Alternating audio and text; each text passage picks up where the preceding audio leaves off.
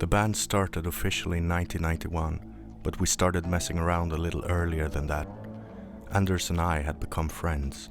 We didn't go to the same school, but we had mutual friends and we were from the same southern Stockholm suburbs. Back in the late 80s, hip-hop music had made it big in Sweden, and this movement was surrounding us, our friends, and saturated the whole lifestyle of being young in Stockholm at the time. While both Anders and I were part of some shady activities connected to this, we were however quite different, as we both listened to metal music, and I guess that's where the thought of having a band of our own came in. We spent most of our time begging for money from our parents so we could go downtown to either the Heavy Sound, House of Kicks, Far Out or Mega Rock record stores. We bought as much as we could afford. In the beginning it was mostly thrash or even some heavy metal that we had missed out on years earlier, but death metal was coming strong and it was a style that attracted us deeply. I would buy any album that had the tag death metal on it, and I would most certainly worship it even if it was shit really. The music and concept made such a big impact on me. Later on I would be able to tell hit from shit luckily, and some favorite bands started to become very important for me, like Morbid Angel, Entombed, Carnage, Autopsy and Paradise Lost, with the latter climbing up to godlike status when they released their second album Gothic in 1990. And that's when Anders and I stopped playing guitar through his 20-watt Gorilla amp and playing drums on empty cans in his boy room.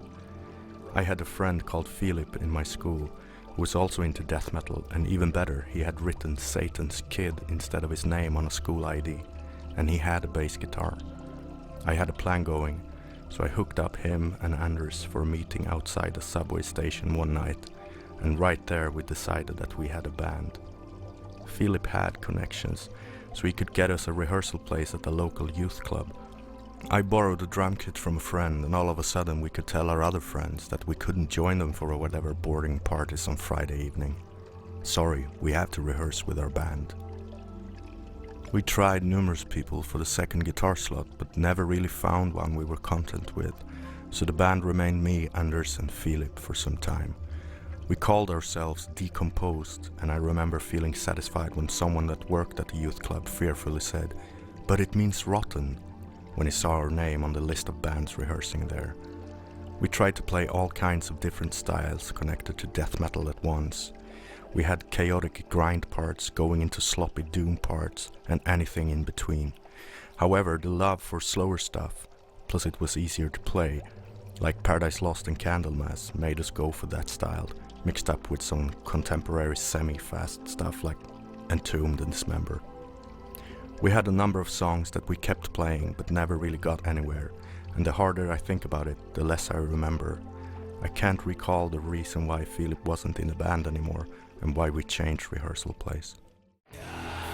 Our first rehearsal place was to be found in Fruängen, Stockholm, at a dorky youth club with a cool name, Gate 7.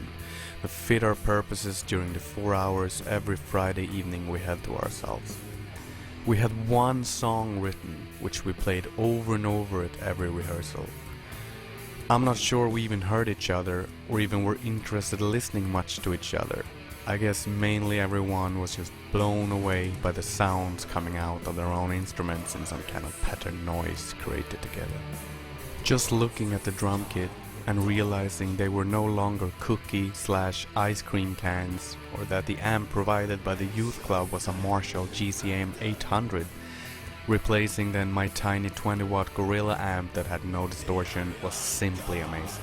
I remember the Gorilla amp had a sticker on the front panel that read, "It will knock your socks off." Well, maybe it did, back in 1959. Another funny thing is that I hadn't yet figured out how you played muted chords. I didn't realize you used the palm of your right hand, so I randomly found a dead spot on the end of the low E string that sounded fairly like it, and went to that spot back and forth every time a muted tone needed to be played in every riff. I still laugh about this to this day. I can't remember for how long we were dwelling at this place, but I don't think we ever stopped playing that one and the same song. Our bass player, Philip, who would also sometimes bring a guitar instead of a bass depending on his mood, had a way more punk attitude in him and many more hardcore influences than we did. Actually, we had none of that. I remember when discussing the making of our future demo one day, he said it would be cool to record the sound of a flushing toilet in a break between two brutal parts, and I guess that's where the timer started ticking for his final countdown in the lineup. Many years later, there were some news articles about the 90s most dangerous Nazi instigators, and we were shocked to see his name and picture show up among those listed. To each his own. We were fooling around with some other band names before we settled for Katatonia. Some definitely crappier than the other. I remember brief trial periods for names such as Decomposed, Entity and Melancholium. But we couldn't settle for one. Then one day we recognized the word Katatonia appeared in other bands' lyrics and song titles.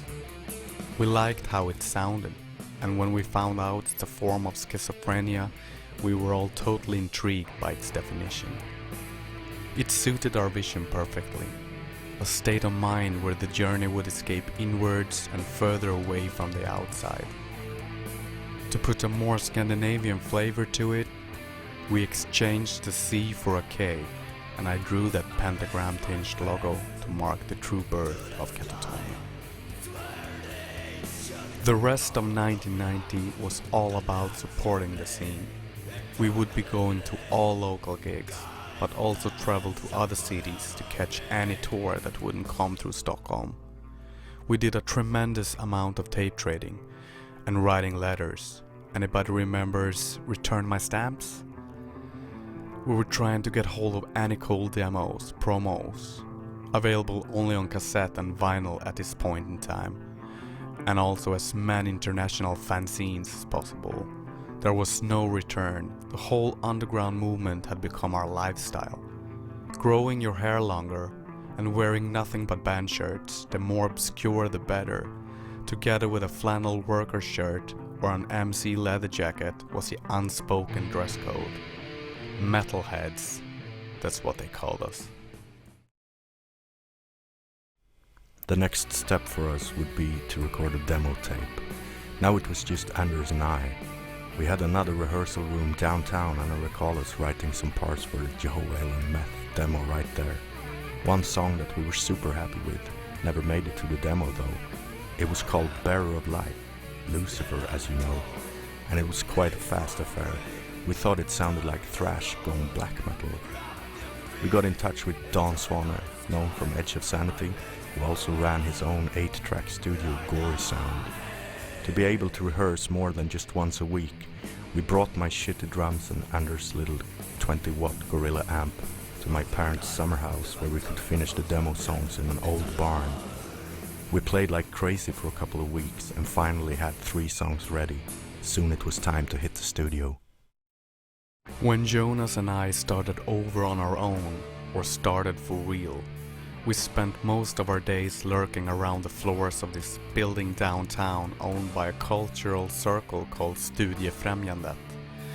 It was a place where bands that didn't own any gear, like ourselves, could share rehearsal rooms already equipped with provided backline. If there were any vacant rooms, or some band being late to any of the rooms, we sneaked in at first chance. The downside of this rehearsal complex was the schedule allocated to each band. You were only given a 3-hour practice pass one time per week.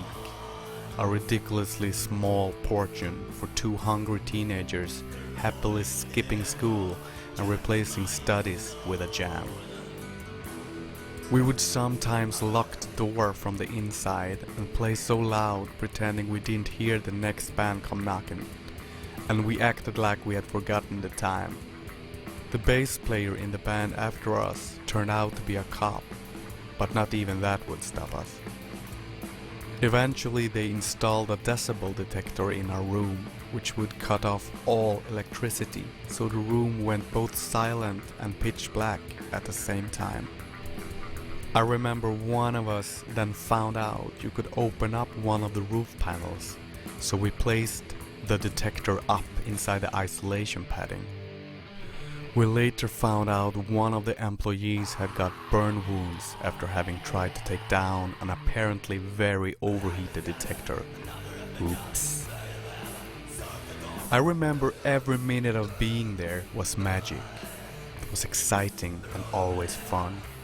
Jonas would be behind the kit, who actually most of the time had to put 2 single kicks together onto 1 bass drums with his legs and put the snare on the side just to be able to play the oh so important double bass drums. And I would be standing in front with my old Gibson clone guitar that I spray painted into a new color every week. We did everything we could do to be there. All we wanted to do was to jam and write songs, and despite being only a duo, we evolved fast. The material for our first demo was completed, and we had song titles and lyrics done. But what about a title for the demo? An old issue of the Swedish comic magazine Fantomen, The Phantom, was laying around and had this article of an old legend from the Middle Ages about this creature golem that was brought back to life by inscribing the words Jehovah Elohim Emeth, God is truth, on the golem's forehead. It is said that the golem then took a knife, scraped off the initial aleph of the last word, thus obtaining Jehovah Elohim Meth, God is dead. Perfect. A statement like that was exactly what we were after, and I guess we forgot the spelling and just wrote down what we could remember, thus Jehovah Elohim Meth.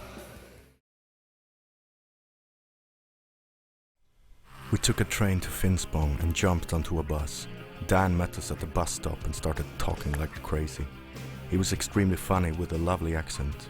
I felt at home immediately in the company of Dan and in the small studio where we set up our gear. I had borrowed a bass from a dude at my high school that played with Exhumed and Morpheus, if I recall correctly. Anders was supposed to play the bass, and when it was time to record, I think it was the first time he ever actually had a bass guitar in his lap. I was playing on the drum kit that belonged to the studio, and since my own drums back home were more like toy drums, I felt really nervous about this huge pro-looking kit.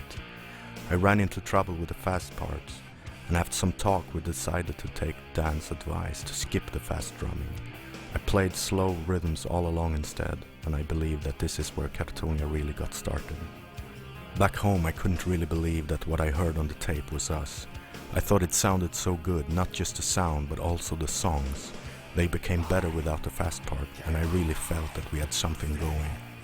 We printed 100 blue cassettes and made a full color cover thanks to my aunt's husband, who was working at an advertising agency.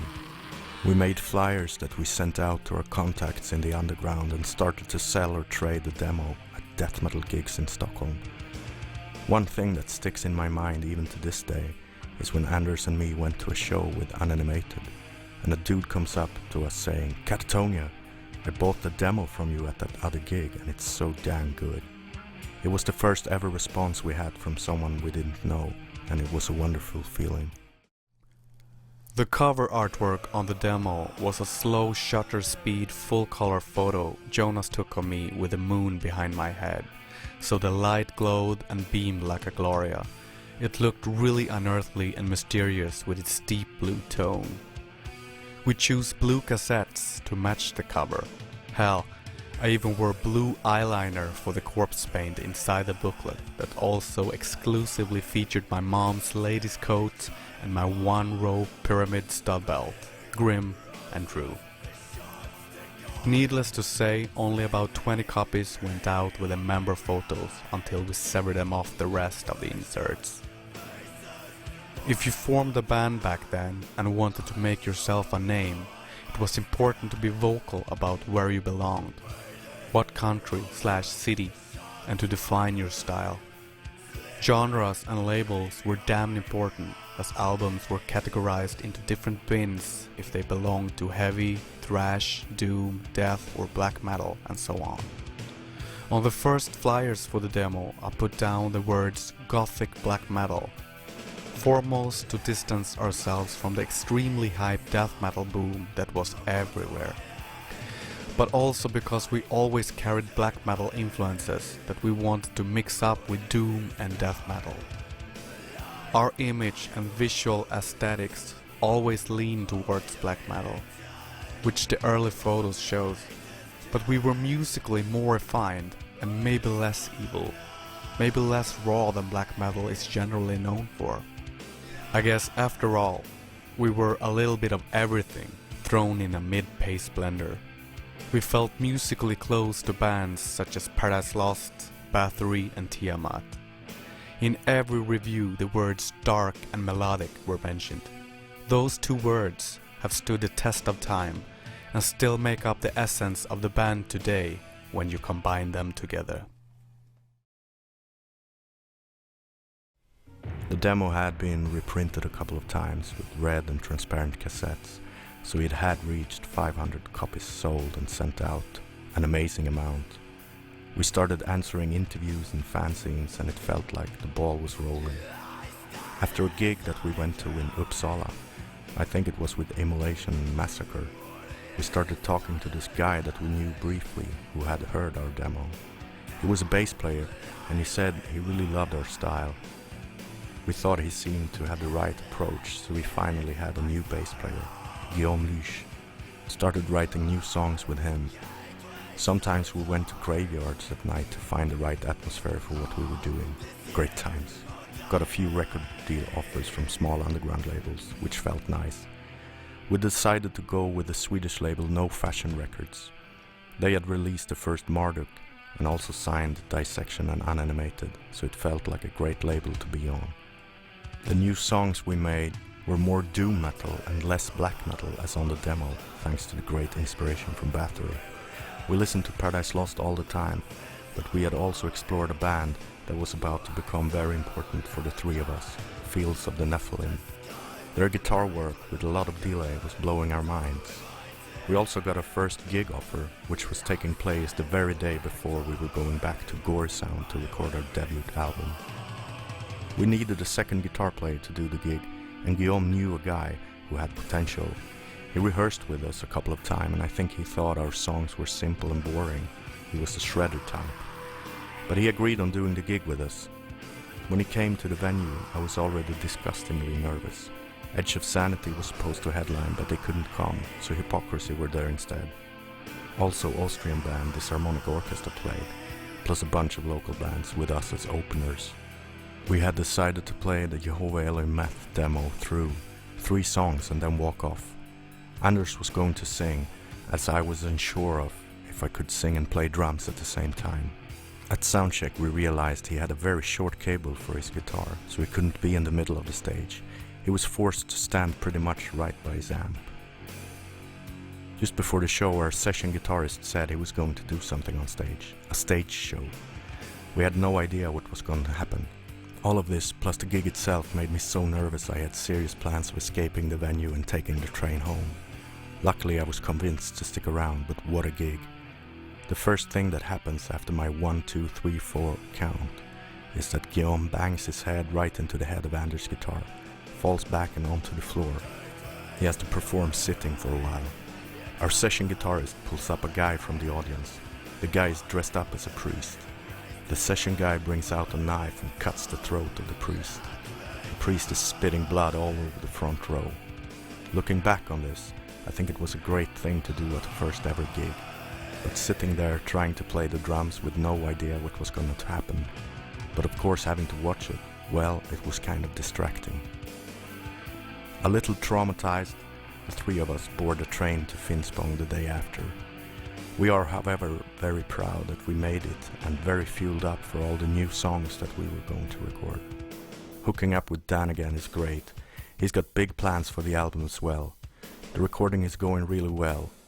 Dan finds a big knife in Guillaume's bass case one day. We didn't know it was there, we found it funny, but Dan thought it was scary. I think we recorded for 5 days and mixed in one day. Bass, drums and 1 guitar were recorded live.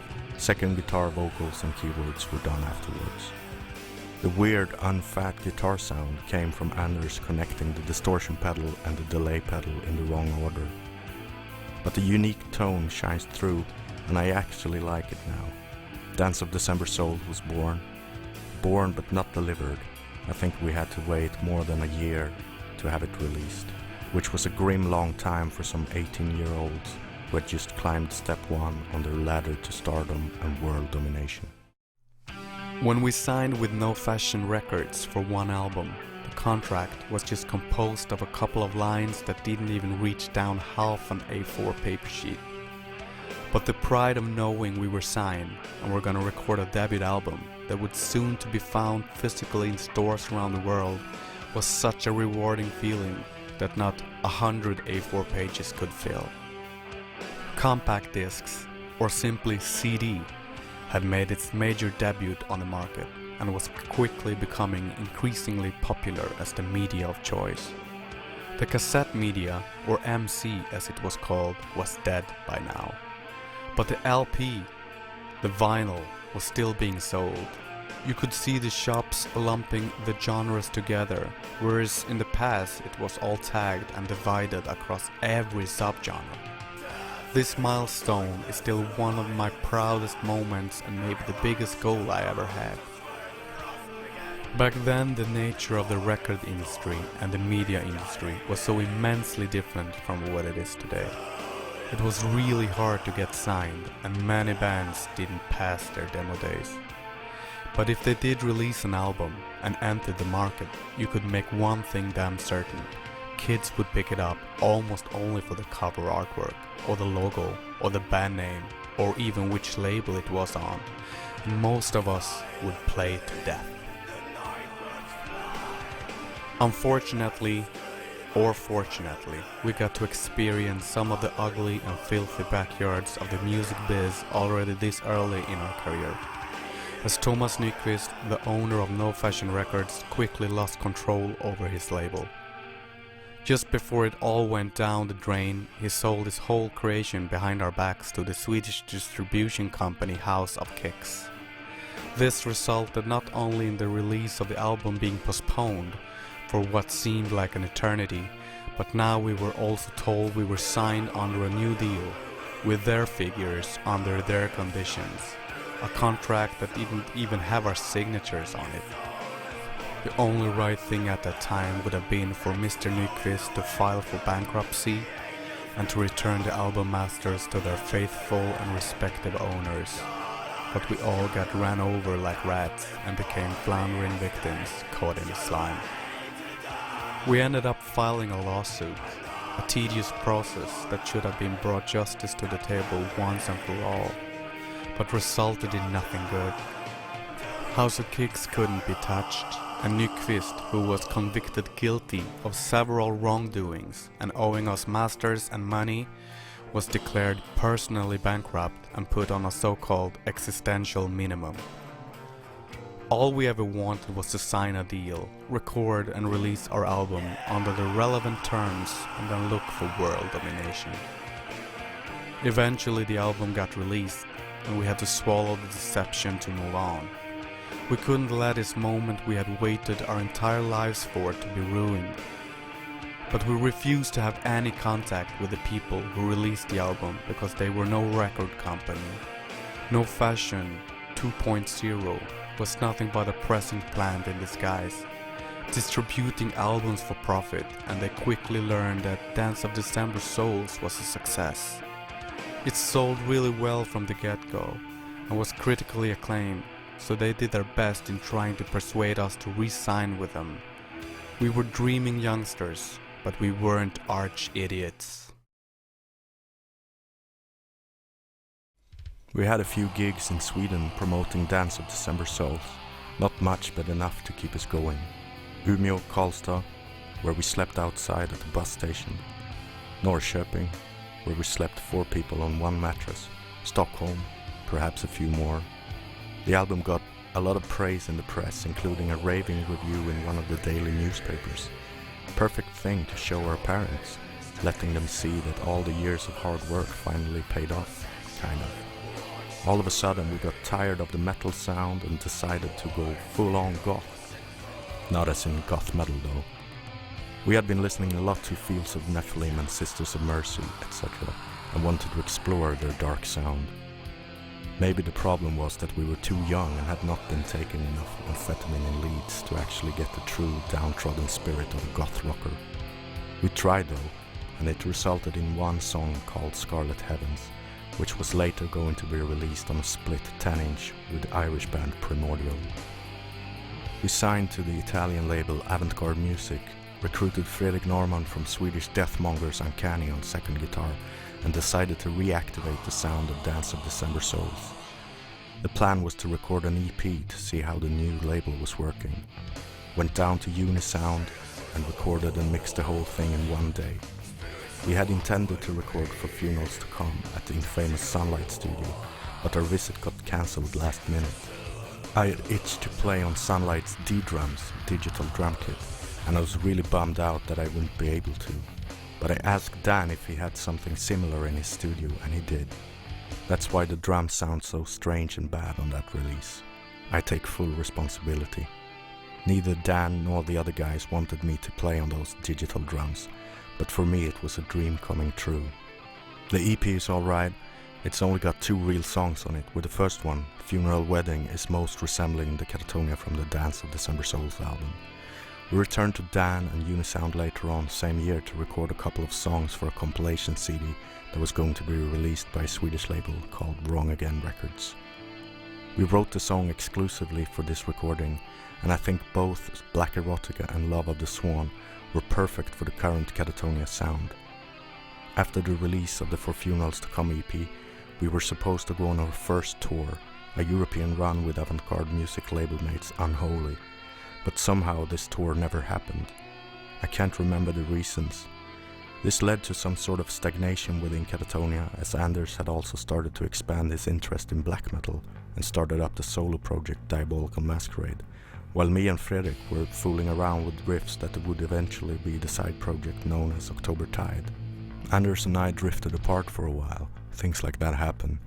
I think we really would have wanted to do that tour, to see Katatonia move forward instead of going nowhere. Plus, we had been hanging out on more or less a daily basis for 5-6 years. We still struggled with the dilemma of an incomplete lineup and not being able to find that last 4th member, so Mikael Åkerfeldt from Opeth stepped in and played a second guitar for the few gigs we had around Sweden. Opeth hadn't released their debut album yet, so they were virtually unknown, and Mike had lots of times on his hands and eager to be part of the metal community. He told me some years later that during this time the thought of permanently joining Katatonia had crossed his mind, but that his belief in Opeth was strong and he really wanted to pursue his goals. He didn't mistake himself. Indeed, Opeth went on to become one of Sweden's biggest metal bands of all time. We had now swapped our old rehearsal room for another one in Sundbyberg, Stockholm, that was still under the wings of Studio Främjandet, but in this building the rooms were shared by only 3 bands each, and you could split the rehearsal hours way more generously. Having almost overdosed on our new influences in goth music and listening only to Fields of the Nephilim, Sisters of Mercy, Mission and The Cure, we decided to abandon our metal sound and go for some experimental and ambitious goth. We tried really hard to make the material write itself, but we only came up with an 11-minute song. I think we were very confused about our identity at this point, and consequently this detour was short-lived. The song made it to tape over a cold day in February at Unisound, but the freezing weather also froze that song right there. The rehearsals got less frequent, and still not having any of our own gear forced us parasites to borrow the other band stuff, and we always changed the settings and left them like that. We asked for it, and soon we got a note that said, Katatonia, don't fucking touch our stuff anymore. Much to the right reasons. That ended our era of having a rehearsal place for many years. I also remember we played a gig together with At the Gates around this time, right across the street from the rehearsal place. And there was a new black metal band in town calling themselves Dark Funeral. They'd been on TV and seemed to act like a scene militia. So apparently they arrived at the location on duty, then only to question, quote, the Christian faggots in Katatonia, as our bass player wore a Christian cross around his neck while we had a pentagram in our logo. I remember Guillaume's answer very well, because it's a symbol of death. Frederick Norman entered the picture at the end of the year and finally filled the shoes of that long-wanted second guitar player. But his time in the band was only to last one round, before Katatonia went down for the count. By now Jonas and I had moved on, to go our separate ways without discussing or deciding the fate of Katatonia. We more or less ended up on non-talking terms after some drama with a girl, but nonetheless also as a result of suffering the disillusion of our first ever tour getting completely cancelled, which also involved another sacrifice. We had all bailed for good from our schools, so there was nothing to return to. The year before, I'd been kicked out of my boy room and I was floating around living between my girlfriend's place and my dad's place in Tumba, outside Stockholm. I guess we also saw signs of our individual musical approaches heading in different directions. 1995 became my all-in black metal year as I put all my dedication into Diabolical Masquerade and Bewitched and recorded 2 albums with each project. While Jonas and Frederick, his new brother in arms, kept the catatonic vibes going in the brand new October Tide project. Throughout the remainder of 1995 I was still doing press for the For Funerals to Come EP that was released earlier in the year, and the more interviews I did and the more people around the world I got to talk to, I realized Katatonia was not meant to be over yet. There was more to give.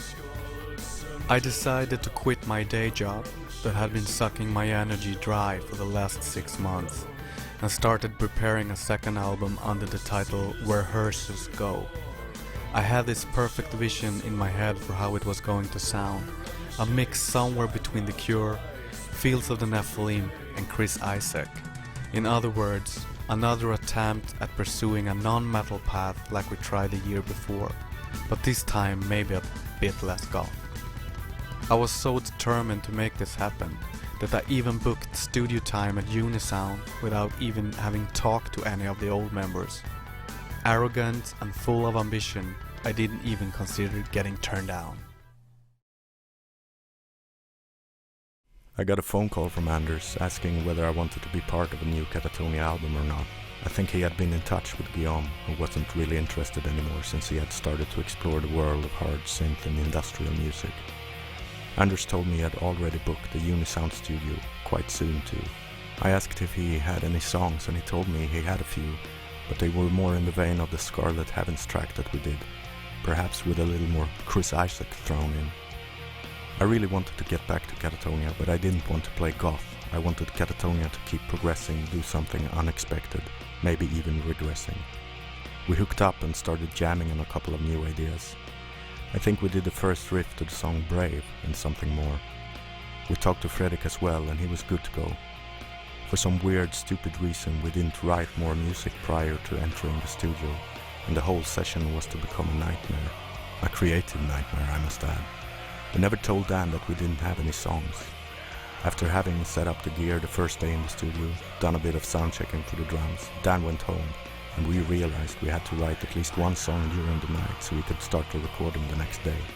I think we started with Rain Room from scratch. We were up all night just pounding out riffs and ideas for arrangements, and we loved what we were doing. The style was very different from what we had been about so far. Much more simplistic, extreme, monotonous, dark and huge. Perfect, until Dan came around in the morning, happily unknowing of the obscure music that was waiting to be unleashed upon him. Dan is a super musical guy, and he hates when music is boring, wrong in a musical way, or just plain stupid. Apparently what we were doing was all that and a little more. He was expecting a Dance of December Souls Part 2 3 years later, with a band that hopefully had become better musicians. He had a lot of new gadgets in the studio just waiting to be used to make our new album a harmonic, melodic symphony of doom goth metal. And we did not deliver. I had weird requests for the drum sound. We used a Boss HM2, the classic death metal distortion that Entomb, Dismember, Carnage, etc. used for the guitars. We kept doing one new song each night to have something to record in the morning. The music that came out was made of grinding riffs that went on for ages, unhappening, depressive. But we stood up for what we were doing. We had a few fights, but Dan finally let us have our way. I was forced to leave the vocal duties to our good friend Mikael Åkerfeldt from Opeth, as I had lost the technique, but it only added to the experience. Brave Murder Day was born. Katatonia was reborn. And finally we were able to leave Sweden for our first tour. We hooked up with the Norwegian Weirdos in the Woods and a band from South Africa called Boys of Destruction. For some reason I wanted to do only vocals on the tour, which is weird because I couldn't even sing on our new album. So we brought in Fredrik's old companion from Uncanny, Kenneth Englund, to play drums on the tour. The lineup was completed with Mikael Åkerfeldt on bass. The tour itself was quite good from what I can remember. Fair amounts of people coming out and an overall good vibe between the bands. The big problem for us was that Brave Murder Day had not been released yet when the tour started. So I think for the first half of the tour we played songs that no one had ever heard before. And on the second half of the tour we played to people that had heard the songs once before. The tour was in November and the bus we had wasn't very good. The heater didn't work. We slept with jackets, shoes and hats to keep warm, and drank a lot of alcohol, of course. After a while I got really sick. I had a fever and I had lost my voice and I couldn't even talk. Screaming my lungs out was not an option. I realized that I wouldn't heal up on the bus from hell, so I decided to go home. I made sure Anders got the lyrics, the other guys managed to borrow someone's rehearsal place, and Anders had to learn how to play the new songs on guitar and sing at the same time in one day. I think it worked out. I got on a train in Frankfurt and some 2 days later I was back in Stockholm. Still sick but feeling even worse for leaving my friends, and even worse for not being able to be part of the adventure that we had been dreaming about since we started the band. Brave Murder Day got butchered in the press in the beginning, but it seemed to grow steadily on people and is today rated as one of our best albums by many fans. When the months caught up with me and started breathing down my neck, I finally decided it was time to revive the last lineup and get in touch with the others to convince them to come back. Guillaume phased out of the equation, but Jonas and Fredrik returned. Jonas, however, insisted on not going down the goth road again. When we tried to straighten out what we were gonna do while talking influences, we realized both of us had discovered a band called Slowdive that we'd been listening a lot to for the past couple of months individually.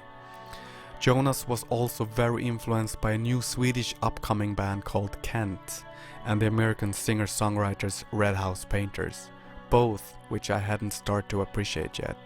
But Slowdive was a band that represented a genre called shoegaze, which mutually appealed to us both greatly.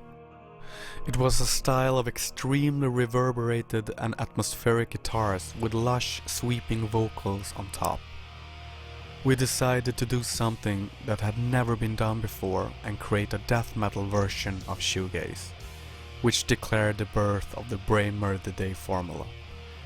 These days, there are numerous of post-rock and drone whatever instrumental bands with this kind of crossover sound, and some claim it was even invented by one of these acts. I rather feel we utilized it already back in 1996, without ever getting any credit for it, but the album is still there as a relevant reference if someone has doubts. Fueled up by how much we loved the material on Brave Murder Day, we started writing new music pretty much right after the tour. Some of the new ideas we had sounded a lot like Paradise Lost Gothic, so we decided to expand on that, doing a lot of lead guitar melodies with that special sound, certain notes, musical weeping. Sunlight Studio was booked for a mini-album, Sounds of Decay. Michael had agreed to sing for us once more, and we looked forward to the result. Unfortunately, we decided to party hard before the recording. All of us were involved: me, Fredrik, Anders and Mike. I think that the party was at Anders' place. The day after, I went late to the studio with a hangover from hell. I couldn't stand up straight. Fredrik showed up. I think he had been sleeping outside somewhere, but Anders was nowhere to be found. We called him a number of times but got no reply. This was our first visit to Sunlight, so it felt a little embarrassing to say the least. Eventually Fredrik and I had to take the subway to Anders' place and drag him out of bed. Lost some hours of precious recording time there. Back in the studio, I was supposed to play drums. Did not go well. Guitars did not go well. Only the vocals sounded good. We didn't care until when the whole thing was mastered and sent to Avant-Garde Music. Then we realized how horrible it sounded and told label boss Roberto that we needed to re-record the whole thing. He got upset, of course, but had enough faith in our artistic decisions, so he let us book another session at Sunlight. No booze this time, and the mini album came out really good. One song from the original session, Untrue, was released on the Brave Yesterday's Best Of album. Anders was on some kind of creative peak, so he kept writing material while we were waiting for Sounds of Decay to be released. The new songs had a lot of the Brave formula still, but they were more accessible. I also wanted to go back to do vocals, so we decided we should try to do a whole album with clean vocals only. With this in mind, we got even busier with the new music. This time we were thinking a lot about the arrangements. I had also been thinking of giving up the drums. I was just playing drums in the studio, and as we hadn't had a rehearsal place for years, I never got any better. I agreed to play the drums on the new album, Discouraged Ones, and we booked Sunlight Studio again. We really wanted to be a full band, so we invited the bass player from the Brave tour, Mikael Oretov, to join us in the studio for this album. The recording went really smooth. I enjoyed doing the clean vocals despite being quite nervous. It was a big step, even though I had fooled around with clean vocals before. Mike from Opeth joined us in the studio and helped out with vocal lines and pep talk. After the mix, we felt we had something huge going. This was going to be the make or break album. But no, we kept being Katatonia. At this time, I lived on my own in my first shabby small apartment in Skärmarbrink, Stockholm. I never felt at home there, and it was a very lonely and uneventful time. No cable TV, no internet, no money, and always a close to empty fridge at home. We never rehearsed, didn't even have a rehearsal room, and there was no live activity at all, except for one single gig in Västerås, which is the only entire gig Åkerfeldt actually fronted as a singer. We were headlining the gig out of 5 bands and probably had a nice backstage, but we never bothered to have a look. I don't know what was so terribly bad, but I think we felt uncomfortable for some reason. We decided to sit crammed together in our car out in the parking lot the entire evening. Imagine 5 empty faces staring out for hours from behind condensed windows, not even drinking. That was us. From what I remember, the gig went well. At least Mike met his future wife there. A little Yamaha 4-tracker, a guitar and some pedals were the tools I occupied myself with day and night. And despite being so miserable, my creativity was peaking at the opposite end. Both the material for Sounds of Decay and the full Discouraged Ones album was written during this time pretty much back to back. Especially with the latter, I started to put a lot more emphasis on arrangements and musical build-ups of the songs. I wanted to compress the style of Brema the Day into more of a rock standard song format, and I think we succeeded. It was as simplistic as it could be, but it didn't lack the hooks nor the melody.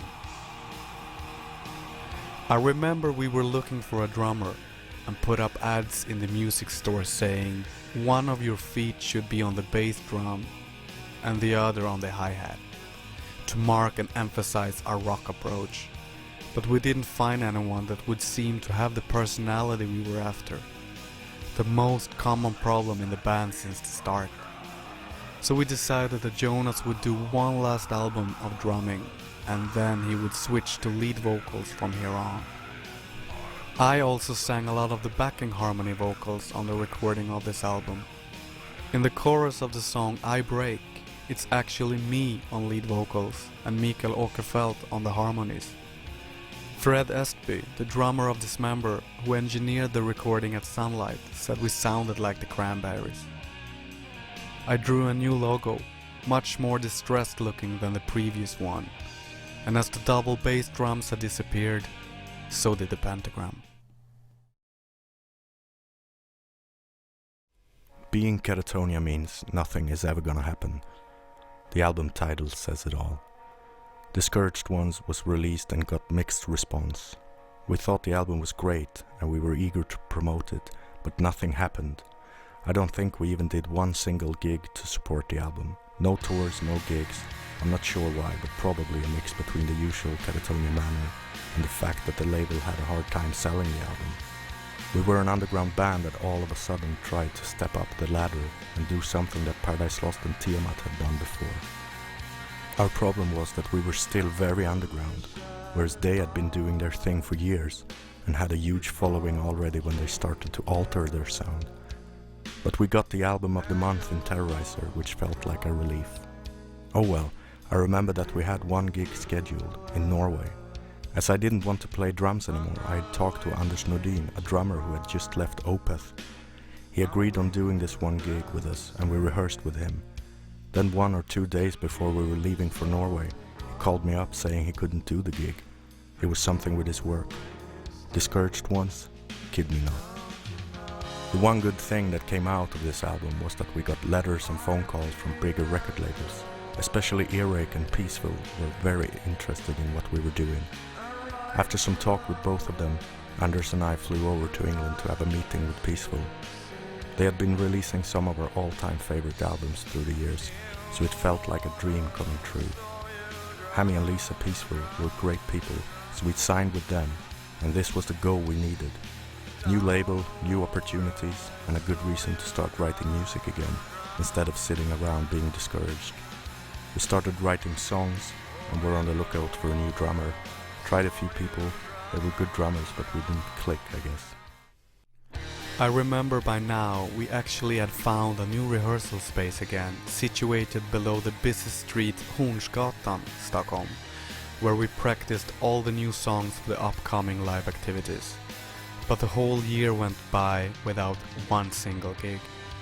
We also heard the neighbors above the rehearsal place had complained about what was going down in the cellar, so the owner tore it apart and we were on the street again. The album title did more justice as a representation of our lives than we could have ever thought it could. I think we spent most of our time this year listening to the accusations of our drastic change of sound. The only topic seemed to be defending our belief as the army of the narrow-minded marched all over us. We could see the Katatonia fans splitting up into two camps. We tried to lump them back together as one again, telling them to give the album a chance to grow, but it was a hopeless cause. Many of our fans turned their backs on us with this album, but we stood our ground. There were never any doubts from us. Once discouraged, we were now the discouraged ones, and this was our sound to be. Then something happened. In the middle of the throwing tomatoes, my fax machine started spitting out new offers from the big record labels. Most of these labels had turned us down at previous different points, but now all of a sudden showed immense interest, and it all ended with a bid war between Earache and Peaceful, both giants in the metal history. Our time on avant-garde music was up, and the label manager Roberto Mamarella, who had been a very important friend and a support of the band since the beginning, knew it was time for Katatonia to take a big step up the ladder. So we were released from this sweet Italian underground label with a blessing. I think Discouraged Ones was a very mature album for its time, and it showed the potential we had in us as musicians and how it would pave the way for the entire future of the band. Our whole identity was re-established and set a solid ground for the trademark of the band. The world was already familiar with his lyrical talent, but was yet to embrace his voice singing the words. So when it was time to record a new album, Tonight's Decision, our first for Peaceful, we still had no drummer. I tried to play some of the new songs, but I hadn't really touched the drums since I recorded Discouraged Ones. Thomas Koksberg, the Sunlight Guru, called some guy who was supposed to be a great drummer, and he was. The next morning when we came down to the studio, this guy was behind the drums warming up. His playing sounded great, but when it was time to hit the record button, everything changed. He was struggling with one song for a whole day and didn't manage to nail it. We started to get discouraged again, but all of a sudden we thought of our old friend Dan Swanner. Wasn't he also a great drummer? Yes, he was.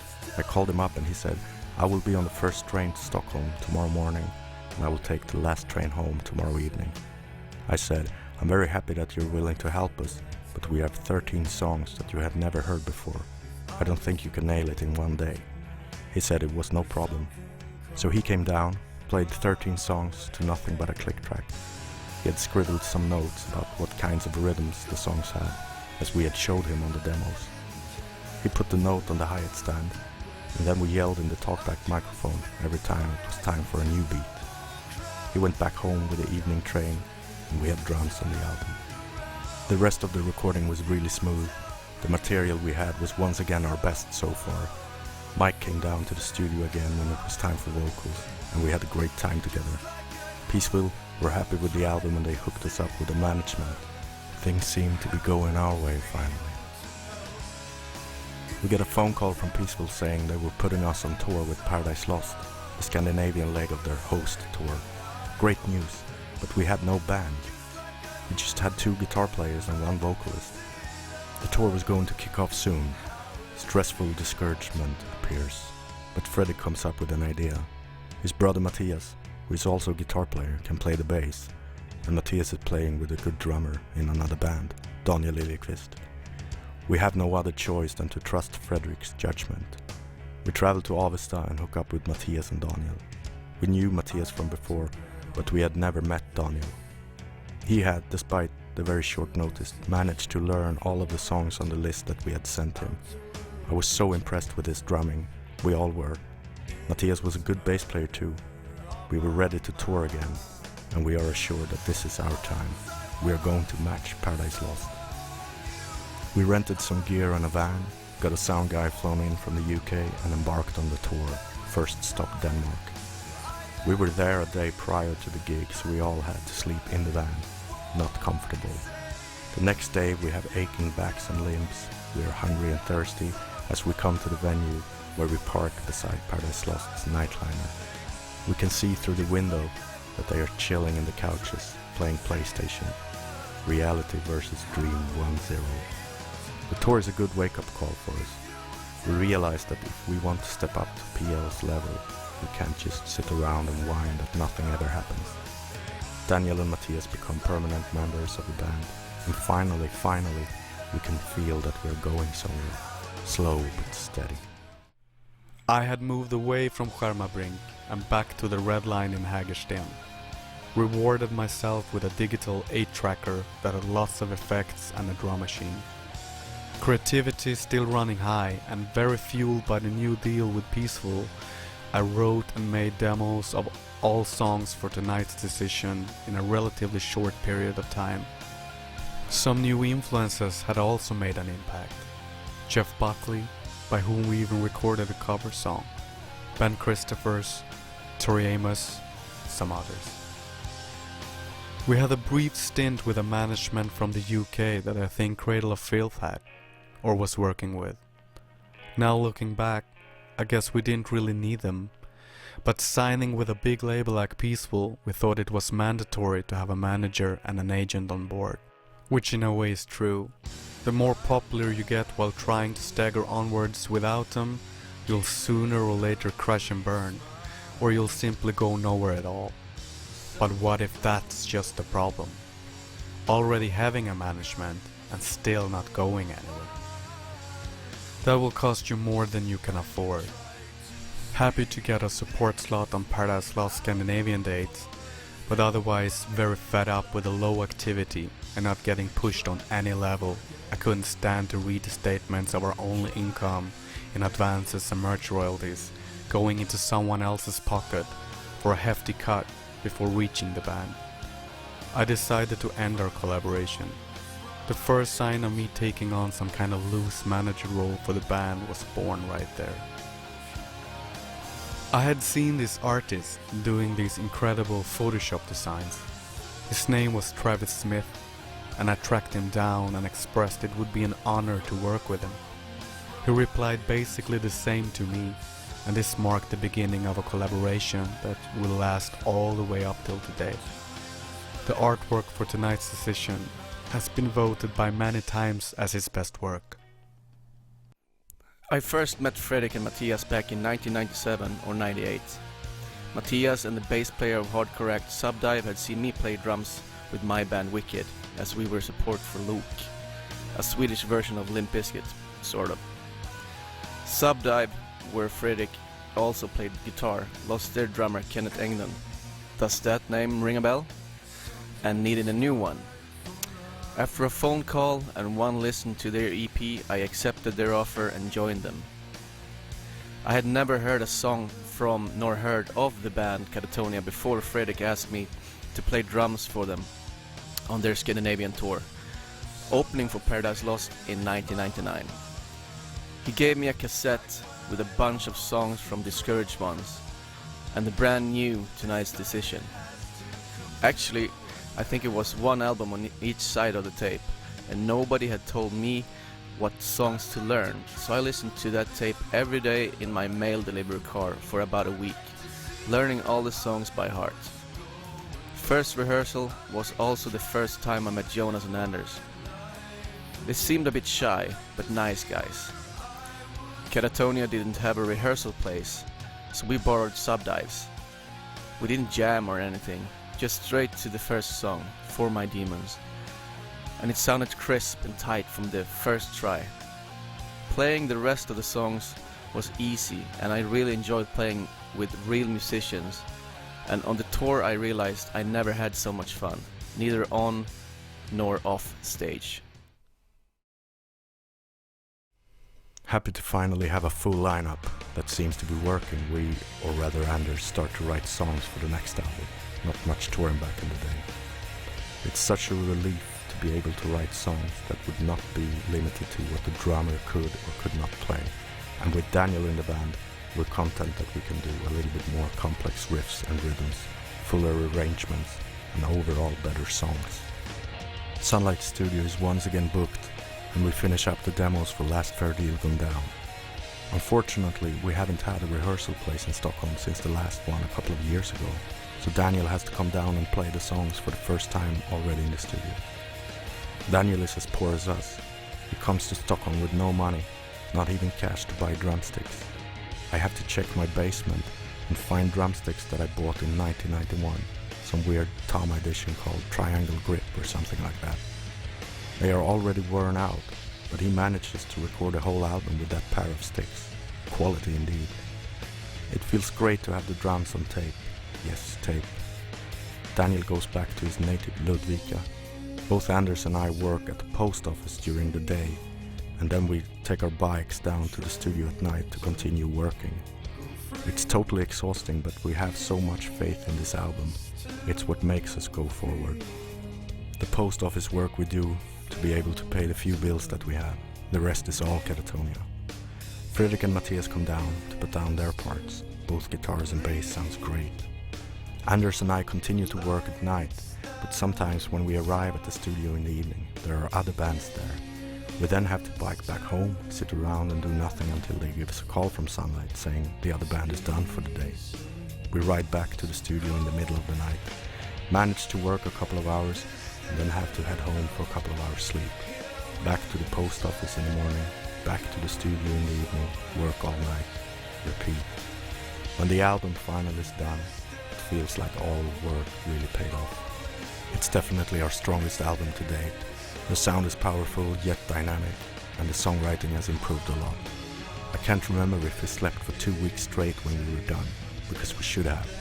When I think back on this period, I really can't understand how we actually made it. In the middle of the recording, we also go on a tour to Poland together with Opeth. We take a ferry to Gdansk, and when we arrive there, we find out that both bands are going to travel by train to the different gigs. Back then we didn't bring much gear to our gigs, but it's more than enough to bring a personal bag, guitars, basses, cymbals and snares when you have to carry it around at all times. The Polish people also have different traditions when it came to entering and exiting trains through windows. So we Swedes were kind of left behind, came in last and had to stand through all of the journeys. At one point, we were 3 people standing in the train toilet. It was the only room left on the train. Despite this, it was great fun. We didn't draw a lot of people to our own gigs with Opeth, but we played the Metal Mania festival in Katowice, and it was our first ice hall. Experiencing rock stardom for 20 minutes or so, totally worth it. On the ferry home we didn't even get cabins, so we had to sleep on various floors. I remember waking up in the middle of the night, freezing my ass off. Martin Mendes from Opeth slept beside me, and apparently he was cold too, as he had taken a huge palm plant to use as a blanket. Still, we didn't get much touring done. Touring is expensive, but at the same time it's pretty much the only way to get your band bigger, so we were kind of stuck in a vicious circle. At least we managed to go to the USA for the first time. We played the Milwaukee Metal Fest and it was a horrible gig. I will not bore you with details why, but let me say that the audience and the response that we got made up for everything. I was feeling really depressed that we couldn't deliver. We had such a great crowd, but in the end it was well worth it. To be able to see the people that had been waiting for us so many years, to see that they were there, and later on, I think we have redeemed ourselves. USA is now one of my favorite places to tour. We played 3 shows in Poland and 1 in USA, all of them together with Opeth. The Polish shows were a complete mess. We traveled by train between shows and the promoter hadn't booked any seats, so we had to stand the entire time, or sometimes occupy the toilet just to have somewhere to stand at all. Don't think the shows were that good either. The show in USA Milwaukee Metal Fest was no better. Borrowed instruments and no stage sound at all. Most hardcore fans would know this show as our worst show ever. Main focus this year was to record Last Fair Deal Gone Down, and it would again take place in the Sunlight studio.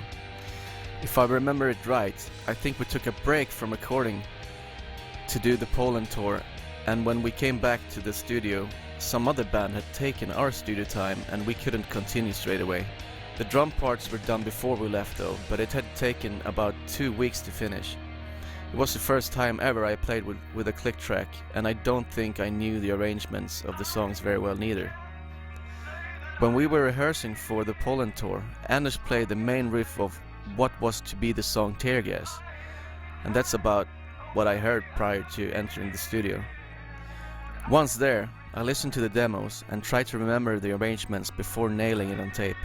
And with the equipment used in Sunlight at that time, there wasn't much room for mistakes. One fuck up and you had to do the whole song from the beginning. And there were a lot of fuck ups. The end result is fantastic, even though I only used one pair of drumstick on the whole album. I only had one intention: to write Katatonia's masterpiece, and started to experiment a lot with different tunings on the guitars, then open up new roads. I started playing difficult 6-string chords, and the singer-songwriter influence of the likes of Buckley, Red House Painters was very vibrant. Also Tool and A Perfect Circle served as a big inspiration. I think this album has some of the most musical moments we ever done. Daniel's drumming was a big step up performance-wise. Jonas delivered his vocals with a lot more confidence. My songwriting was at its peak, and the production was and still is some of the heaviest, most warm and real sounding I ever heard. The recording was a very unforgiving experience, as the tape recorder wouldn't allow punch-ins. meaning you would have to wait till a break would come up for a halt. Or if the song didn't have any, you would have to play and record the entire song in one take. One small tiny mistake and you would have to go back and redo it all over and over again. I think we grew a lot as musicians by recording that album. It was as real as it gets. Peaceful put a sticker on it saying it was the best album in the history of the label, and then you have to remember they also released Paradise Lost Gothic. We had a small Polish tour with Opeth, and the billing was a co-headline joint venture, and we were gonna switch headline positions every second gig. But we felt the hype around Opeth was stronger, so we humbly let them headline all the dates. We never competed or anything, but we had such a similar career and lived the same way, so we were constantly comparing, advising and assisting each other.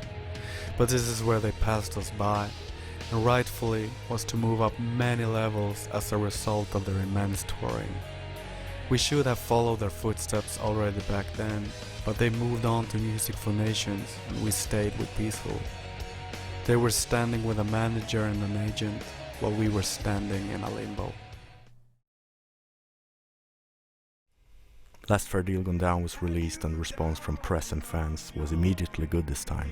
It felt like the hard work we put down on this album was going to pay off.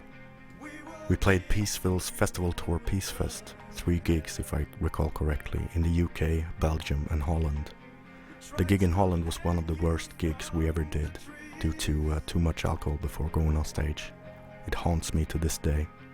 I think we played Tear Gas for the first time, and I don't want to know what it sounded like. We had a good time with our label mates Dine, Sound Disciples and Beyond Dawn though. We also got to tour the UK with our label mates Peaceful Akker Kokke supporting us. It felt good to play more new songs, and they were going down well with the audience. I remember that we had a totally packed gig at the London venue The Underworld, which was a highlight. All in all a fun tour, and even if the music on the bill was a weird match, we had a lot of fun with the English gentlemen. The next thing was going to Turkey for the first time. It was a highlight of our live career so far. The gear and sound was kind of shitty, but the love from the Turkish crowd overshadowed everything. We played 2 gigs 2 days in a row at the same venue, and also had time off to go on strolls through beautiful Istanbul. Turkey has become one of our favorite places to play, and we always look forward to going back. And finally we get the chance to do a full European tour in support of an album, for the first time since Bray Murder Day. We join Opeth on their tour for Blackwater Park, and once again it feels like the ball is rolling. My memories from this tour is a haze, because we partied a lot. We had good crowds and a great time with our longtime friends in Opeth. Peaceville arranged a 3-day tour in March, Peacefest. All the bands on the label were to perform with My Dying Bride as headline act. Last Fair Deal Gone Down hadn't been released yet, but I think we played Tear Gas along with some songs from Tonight's Decision and Discouraged Ones. Apparently the shows were recorded for a Peacefest live CD or whatever, and when we heard our live set we quickly destroyed the tape. Heavy drinking before doing a show does wonders for your self-confidence, but you can't fool a sober ear from telling hit from shit. From then on we decided to not drink before the show, a rule that has been modified several times to fit the mood. Did a show in Finland in June, and for the first but not last time we traveled on the big ferry that runs between Sweden and Finland. Back in the day we used to have a ritual when doing this trip, which involved buying 2 cases of beer and drinking them in the cabins before heading up to Röda, the Red. It's the place where it all happens. Dancing, karaoke and shit-faced Finns and Swedes, us included. The show in Sättemö, Turku, is one of the first shows that can be viewed on YouTube. Looking at it now, we weren't a very exciting band to watch back then. I guess we weren't for a couple of years. We were 5 guys and a backdrop doing a punky gig, and that was it. But we never bothered doing anything about it really. We also went to Turkey for the first time, played 2 shows for 2 days in a row, at the same venue, ate Turkish kebabs, got drunk, ate ice cream in the street, shit our pants, well, some of us, and got back home with bad shits for a month. Good times. In late June, we headed out for a short tour in the UK together with Akerkoki and Gandalf. I remember Jonas Kjellgren, guitar player of Scar Symmetry, was doing front of house for us. This was one of those decadent tours. There were people in the bus that weren't in any of the bands. One punk guy who hammered large nails into his nose, a big black girl in the front lounge spanking all of the boys, even if, or because, you didn't want to. Went back to Finland and did our first open air festival, Tuska, together with In Flames among other acts. But the highlight this year was the European tour as support for Opeth. We had to cancel the first couple of shows, hence to drummer Martin Lopez' collapsed lung. I specifically recall waking up in the bus one morning, and it was all quiet. The only ones in the bus were Mikael Åkerfeldt and I, so we decided to go get some food, and we found a dirty Chinese restaurant. Mike told me about his visions of the next Opeth album. He wanted to do one white and one black album, one soft and one heavy. I was young back then, and I didn't have a clue what Opeth and their music was all about. I think I told him he was crazy. Doing that tour made us tighter both as a live act and friends, and I really didn't want to go home. But playing songs from just 3 albums wouldn't work for long, I knew that. I wanted to record a new album. We had done very few gigs in the past, and we weren't used to touring to support any of our albums. We had been talking with Opeth about doing our dream tour with us 2 on the bill. Not only would it be 2 great bands, but it would also be the best of friends traveling together in a bus to roam Europe.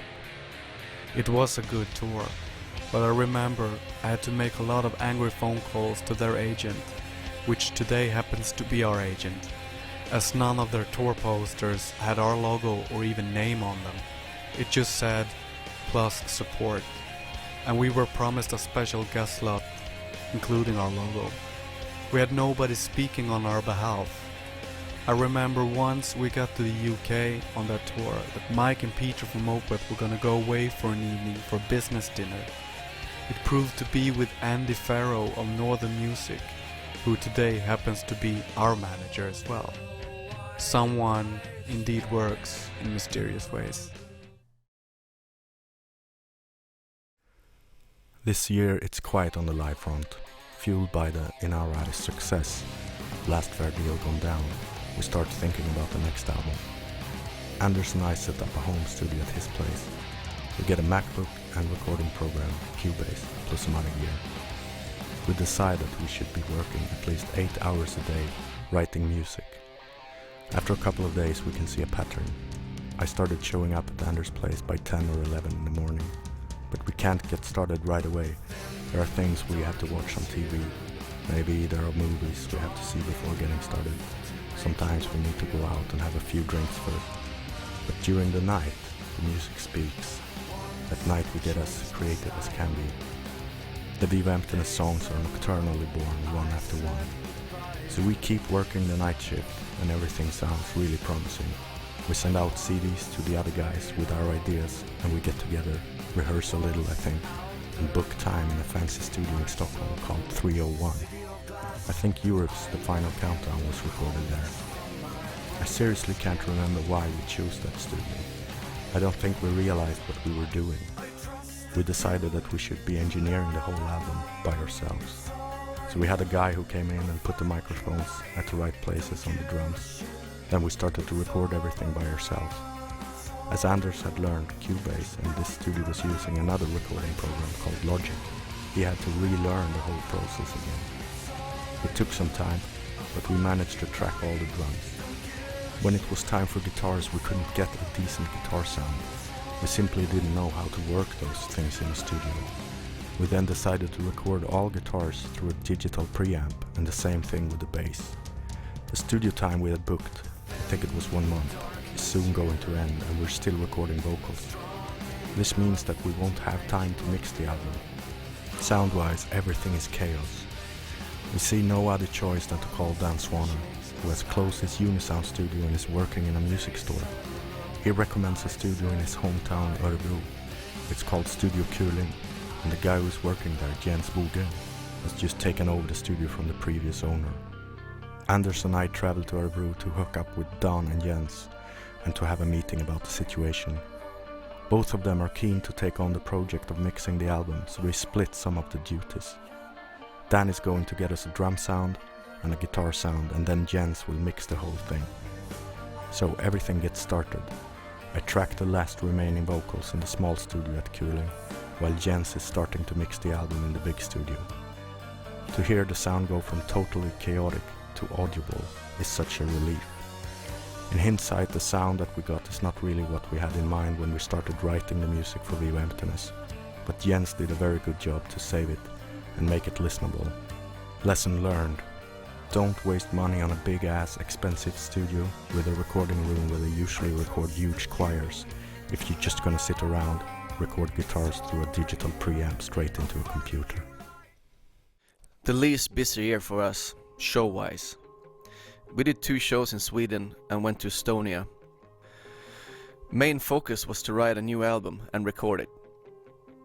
Anders and Jonas are the main writers, and with me living some 3 hours up north from Stockholm, where they live, I got a CD with all the songs they recorded in their home studio. We have never met up in the rehearsal room to jam out a new song or to try out new riffs. Come to think of it, we never rehearsed that much, even if we didn't record a new album. A very naive and unprofessional approach for a touring live band, but that was a long time ago. The recording of Viva Emptiness was done at 301 Studios in Stockholm and the mix at Fascination Street in Örebro. The plan was to at least finish 1 track per day for the drums, and this time I'd heard the songs before entering the studio, so my self-confidence was better. I stayed at Jonas's place, and I remember listening to Pathos every morning at breakfast before we took the subway to the studio.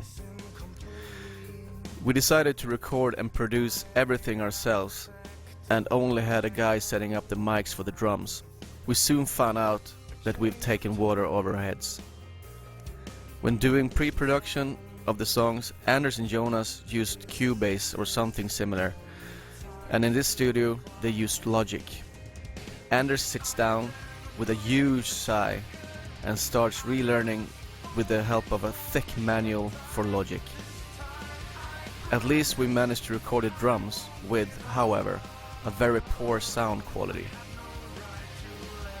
The guitars were sounding shit too. Time was running out and we realized we couldn't finish vocals and mixing. Dan Swanner stepped in and fixed the drums by resampling all of the drums except for cymbals and ghost notes, and sorted the guitar sound. Jens Bogren at Fascination Street, Kuling back then, did the mixing, saving the album and us from a disaster. The writing process changed on this album. In the past I had done all the music by myself, and Jonas contributed with the lyrics from his end. But now we decided to collaborate together on the whole thing from scratch.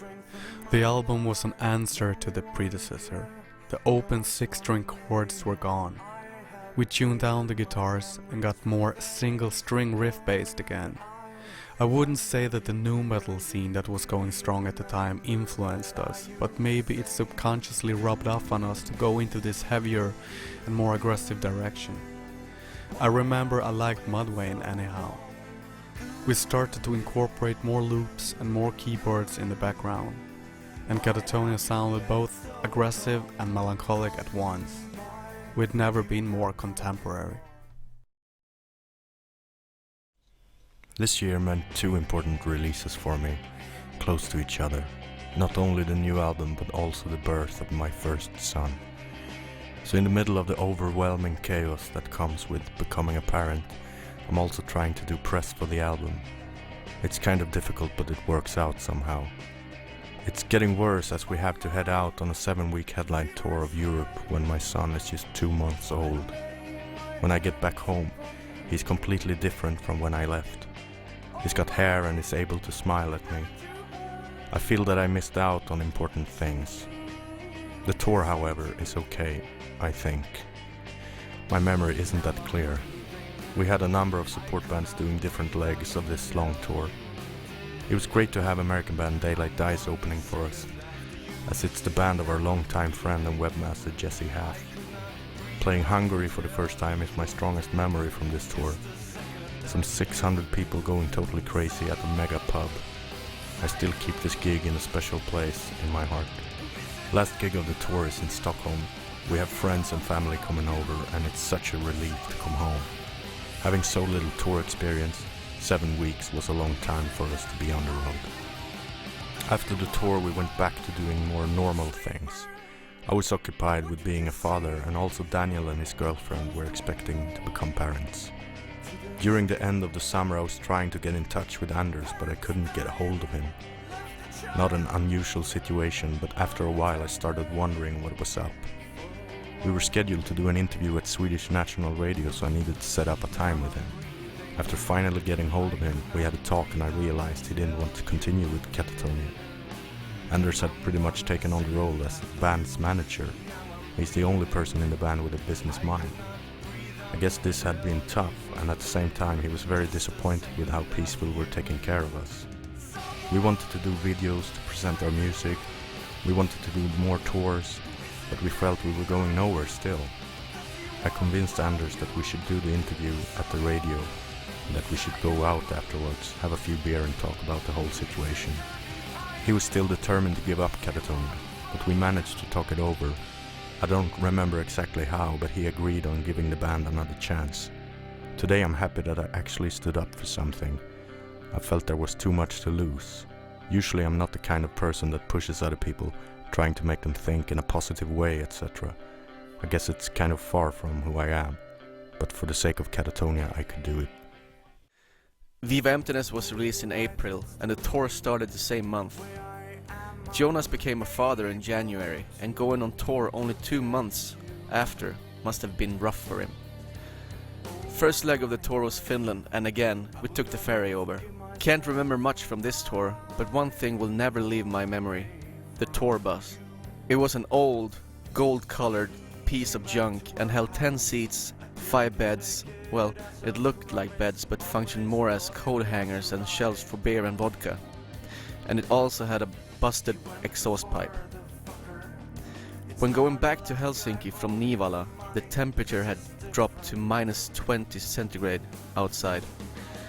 And of course, the bus heating decided to throw in the towel. I'm not lying when I say it was at least -10 in the bus, so I put on all my spare clothes. Anders, Matthias and Fredrik took the backdrop as covers to the back of the bus and cuddled in one of the beds, whereas me and Jonas sat in the front very close together, hacking teeth and 100% certain we were going to freeze to death. I think we traveled for 3 hours before stopping at a service station that actually was open, because it was in the middle of the night, to buy the biggest cup of hot chocolate I could find. When I was starting to get my feet semi-warm, it was time to roll again, as we had to get to the ferry from Helsinki back to Stockholm. Another 2 hours in the world's biggest ice bucket on wheels. We finally arrived at the harbor and said goodbye to the bus forever. Back in Stockholm, Matthias and I stayed at Anders' place, waiting for the new nightliner to pick us up for the rest of the tour. We only packed guitars and cymbals, as we were getting a brand new drum set, amps and other gear at the venue of the first show. The bus was alright, at least in good health from the beginning, and better than the wreck we had in Finland, and it had beds for all of us.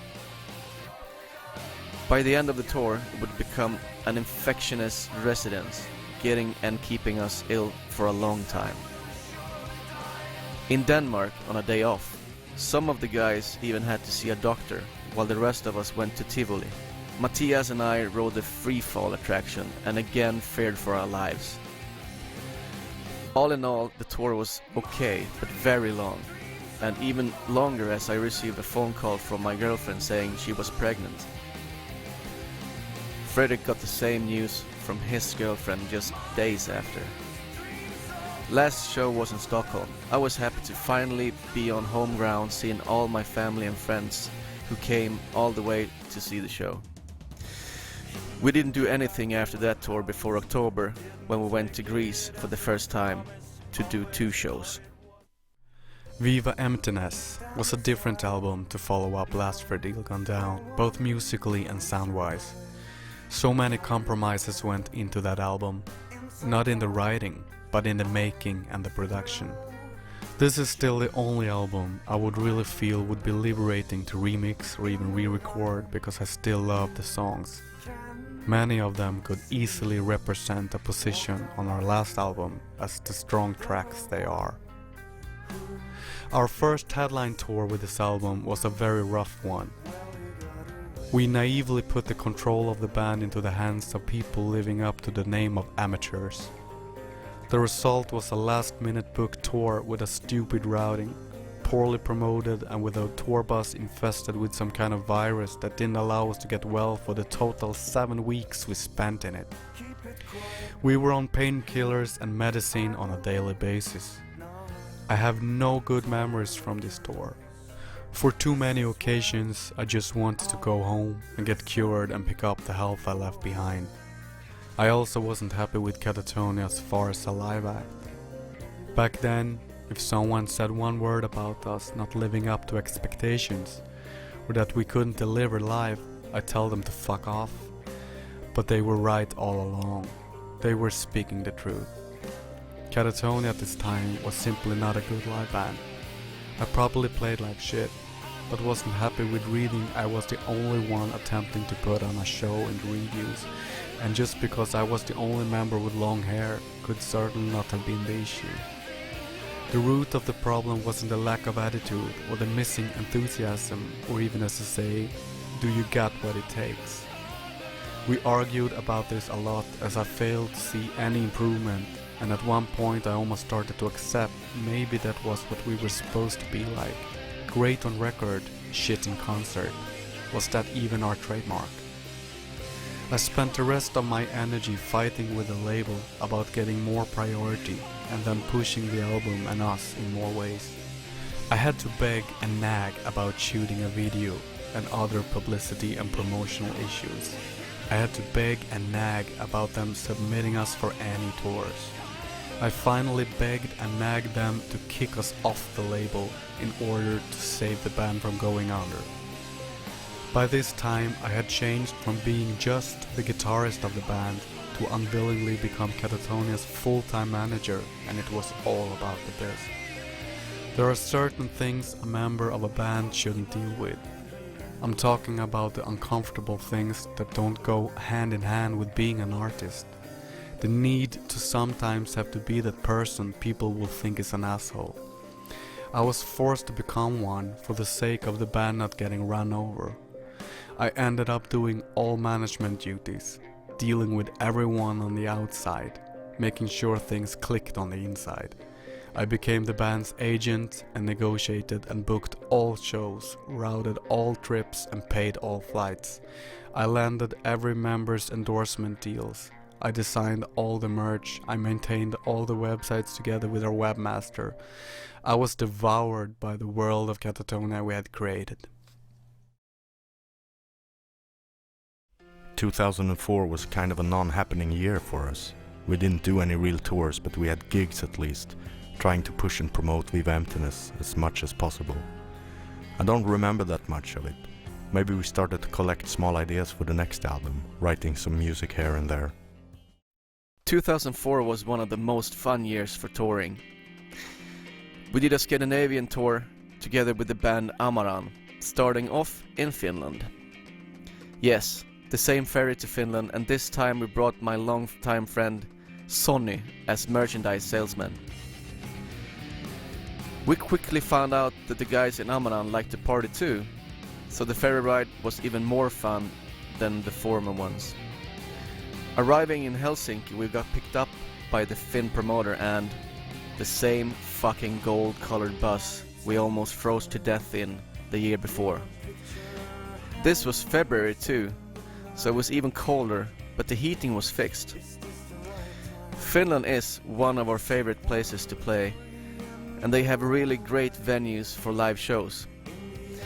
We finished the Finnish leg at Tavastia, Helsinki, so after the show and emptying 2 fridges of beer and vodka, Sonny, longtime friend and merch guy, yells to us, "Let's head back to the hotel and rob all the minibars in all of our rooms. I don't give a fuck how much it's going to cost, but I'll promise I'll pay for it all." Said and done. The following morning, when finding out each minibar we emptied was around 140 euros, he had no recollection of promising to pay the bill. The following shows were in Sweden and Norway, so we hired a minivan for each of the bands. Played in Stockholm again. Someone missed the cue for the front drop to slide open, but we start playing anyway. Someone else forgot to tune the guitar on tonight's music, but we played anyway until Jonas screamed "Stop playing!" in the mic to an audience with lifted eyebrows. Not our best performance, but still not the worst. The last show of that tour at Pipeline in Sundsvall was fun, although we thought it was going to be the most boring show of the tour. The ticket pre-sales were low, and when Amaran played their set, we couldn't hear anyone from the audience at all, from where we were. It turned out to be one of the most fun shows we've ever done. Could have something to do with us drinking drill wine on stage, but the people that were there seemed to really enjoy the show, and I think we've got 4 out of 5 in the local paper. Italy and Transylvania Live is, or was, a very nice venue with tombstones on the walls of all the bands that ever played there. We had been there once before on the Euro Tour 2001, and the owner promised that next time we play, we would get our own stone on the wall. The show was perfect and almost sold out. Anders and Matthias never showed up in the dressing room afterwards, and I was told they were still on stage, pouring some green booze down the throats of people in the audience. However, I think most of that stuff was poured in their own throats, with the end result of shit-faced rock stars. Anders tripped and fell into the huge red velvet backdrop that was dividing the stage from the backstage, and tore it down, leaving a big pile with him somewhere in the middle of it.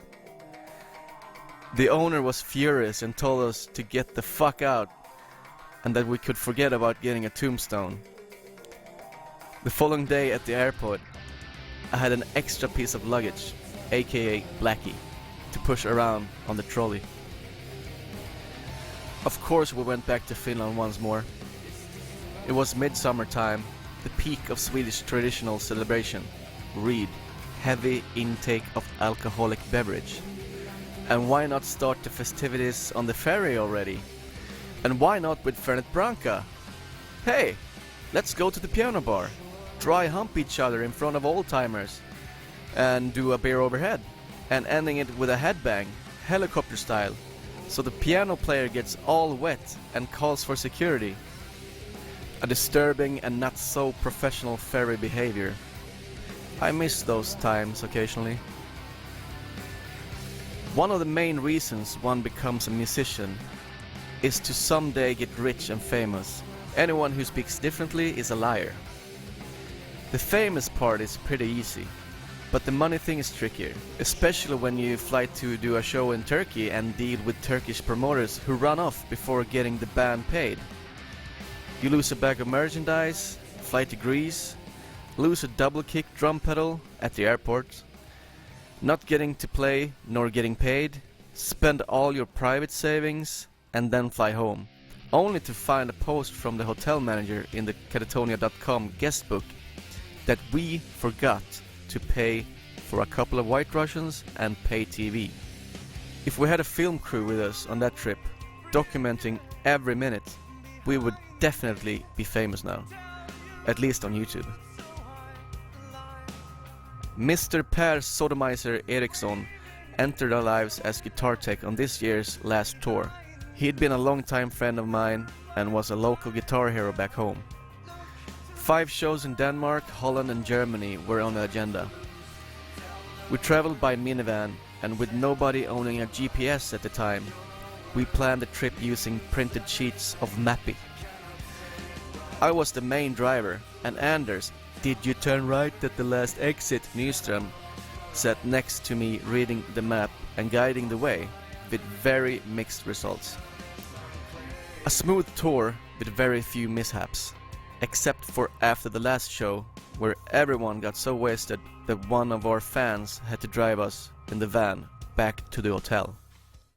The whole year was marked by a big DIY, do-it-yourself approach.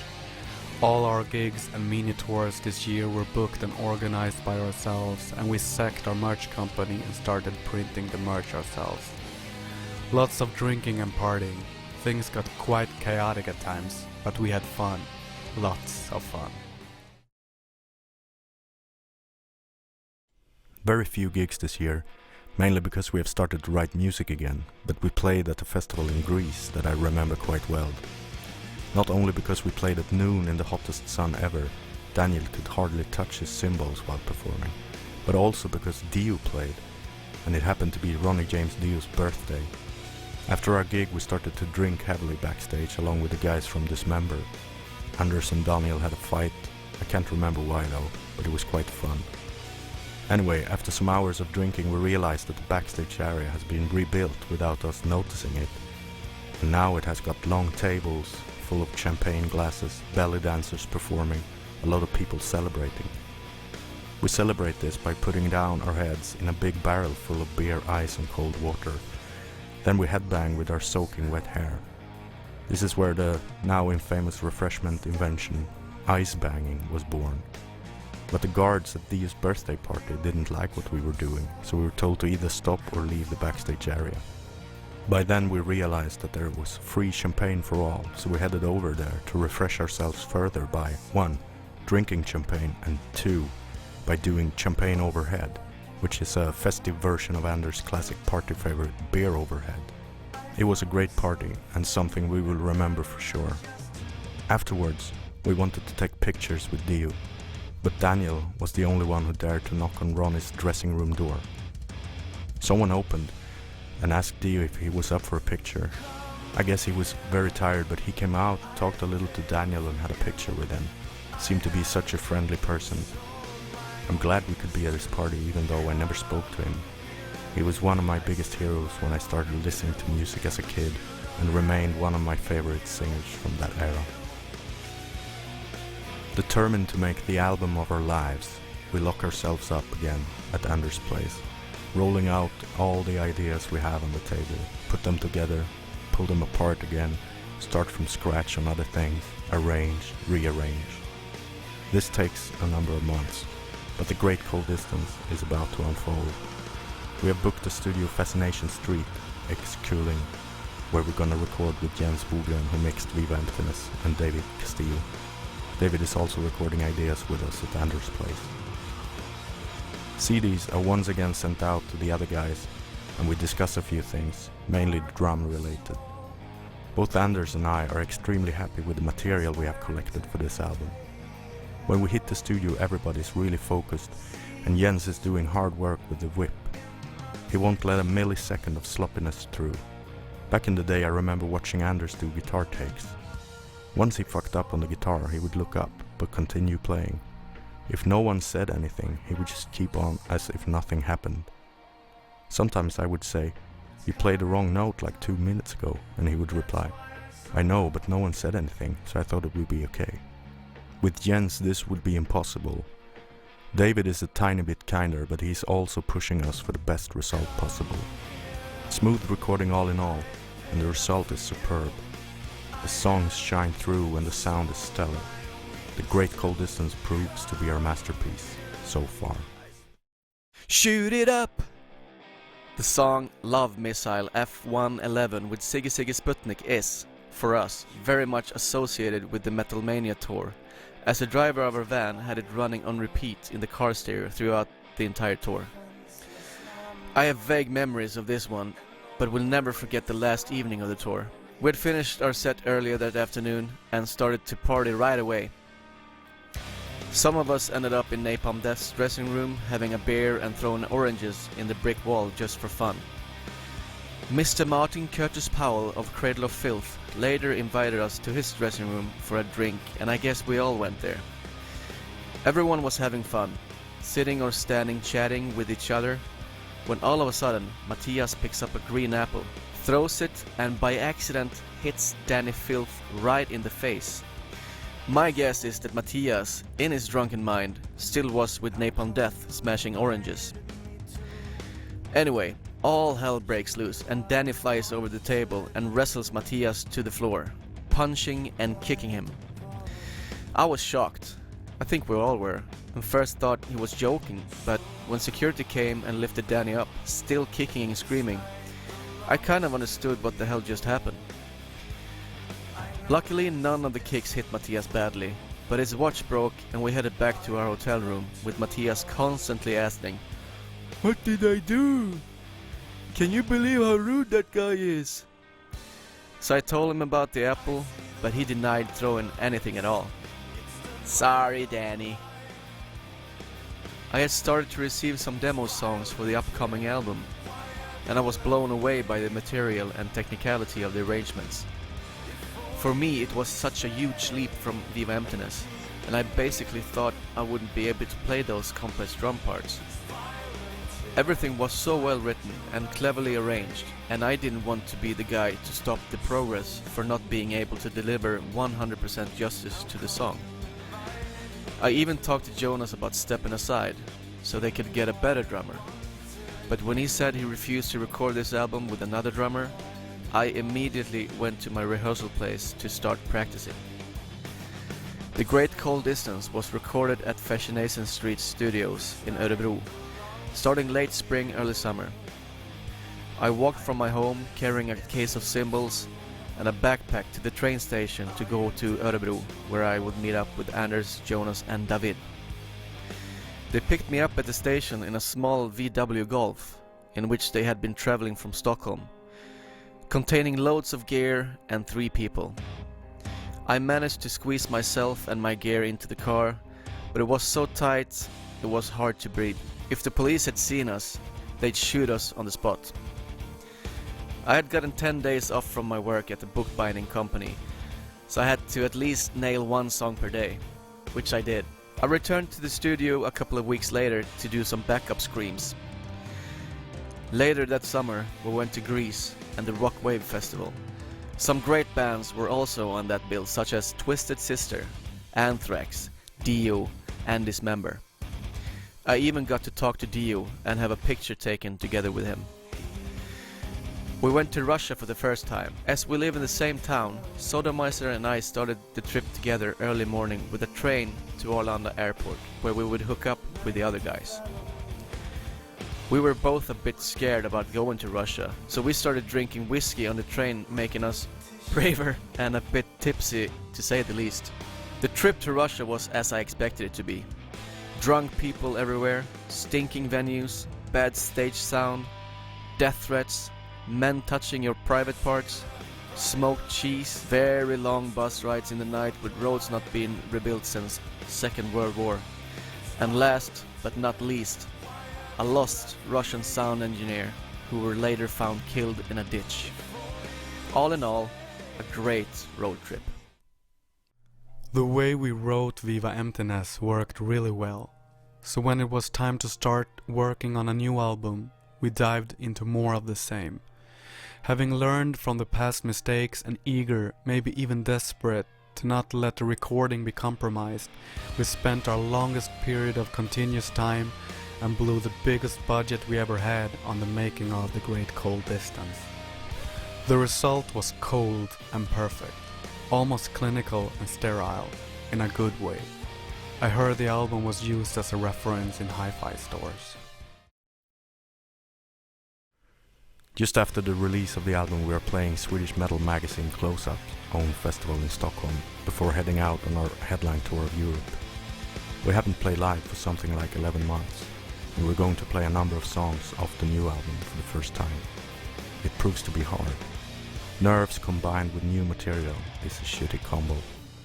We agree on trying to forget the gig ASAP and see if we can do better on the tour instead. It works out. The Euro tour is kind of short, only 3 weeks or something like that. I don't remember much from it. I think it was pretty easy going on the project front for some reason, or maybe it wasn't, and that's why I can't remember. 2006 also brought us our first US tour, which was something we had been waiting for. We teamed up with Portuguese gentleman Moonspell and supported them for a little more than a month on the straight, long and wide roads in the land of milk and honey. Another wake-up call, as the venues and overall vibe is kind of different in the US from what it's like in Europe. Catering, I think they've never heard of. Backstage, if we were lucky we got a murky room in a cellar. At one place we had set up our dressing room in a large basement full of junk. But they had a sofa and it was a place where we could put our bags at least. After sitting there for a while, we heard snoring from a pile of garbage. We did try to see who or what was actually sleeping, but never could tell, as we could only see a pile of garbage that was snoring. After a while we adapted to this, however, and were happy like kids when the local crew threw us a crate of beer and nothing else. Daniel developed a need for the drink Irish Car Bomb. After our gigs he would disappear to the bar of the venue, and by the time he came back he was a bomb. If you want to befriend this man, you know what to buy him, alright? This matter is still going strong. Anyway, we were used to the secure and healthy venues of Europe, so the first time on the tour felt kind of rough. But nowadays, as we know what to expect, we really love touring USA. The audiences are brilliant most of the time too. The Great Cold Distance was released, and we started getting ready for the upcoming Euro tour. We had started to take the stage performance a bit more seriously now, and with a new red backdrop with the new font, side drops and even arched front skin for the kick drum, now we at least looked cool on stage. The warm-up show before the tour was the Close-Up Festival, which was so terribly performed I'm not even going to comment on it here. A few days later we head out for what would be the smoothest tours in the history of all tours. Great venues, great catering and fantastic crew. To talk about all the great things on this tour would be boring, so let's skip to the US tour, shall we? At this time I was in a bit of crisis with myself after some rough family matters making me slightly split personality. I was grumpy when I was sober and stupid when drunk. As main support for Moonspell, we would be on the road for a month and I didn't like it from day one. The crew sucked. We even had a merch guy stealing money from us, and when we found out, we threw him off the bus in the middle of the desert in Arizona. No worries though, he survived, unfortunately. The catering was terrible, and so were most of the venues. At one point, I felt so disgusted with the whole thing, I actually quit the band. Right there on the spot, saying, I do this tour and then I'm off. I joined the band again a couple of days later though. After a show in Fort Worth, Texas, we had a stupid hot sauce competition, and after tasting some, I decided to cool myself with vodka and juice. But we were out of juice. I found some Gatorade in the fridge and mixed a 50-50 drink, chugged half of it and filled it up again with only vodka. I have no idea what happened after that, but Jonas was nice enough to capture everything on a video camera. I was told afterwards that I wasn't very nice to some of the guys on the bus.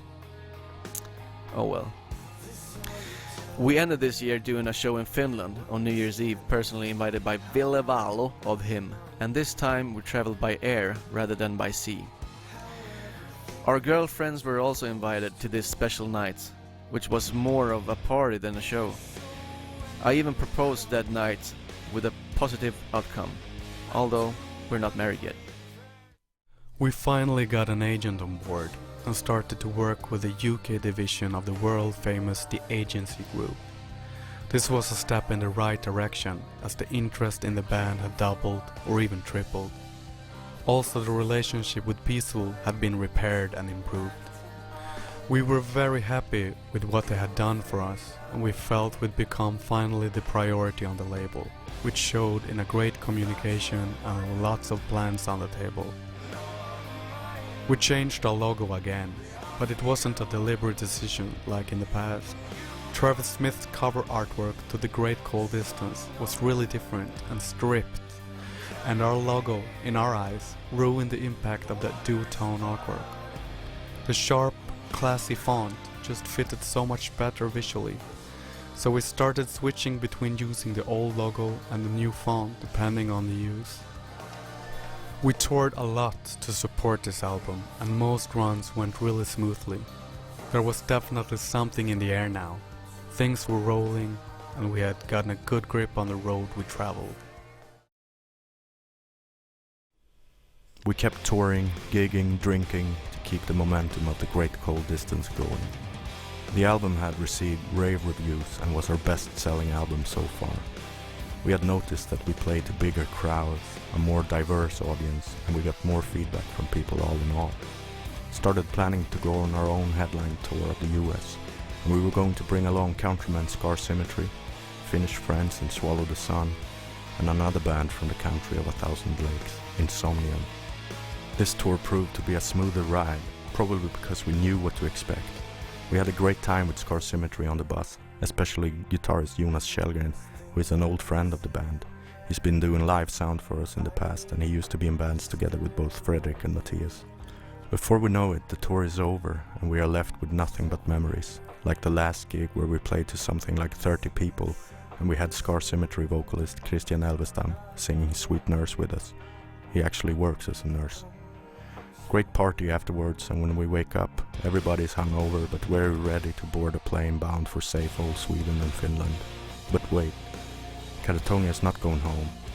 We have to go to Mexico first to play a couple of shows. Mexico has been one of the places where we have wanted to go ever since the beginning of the band.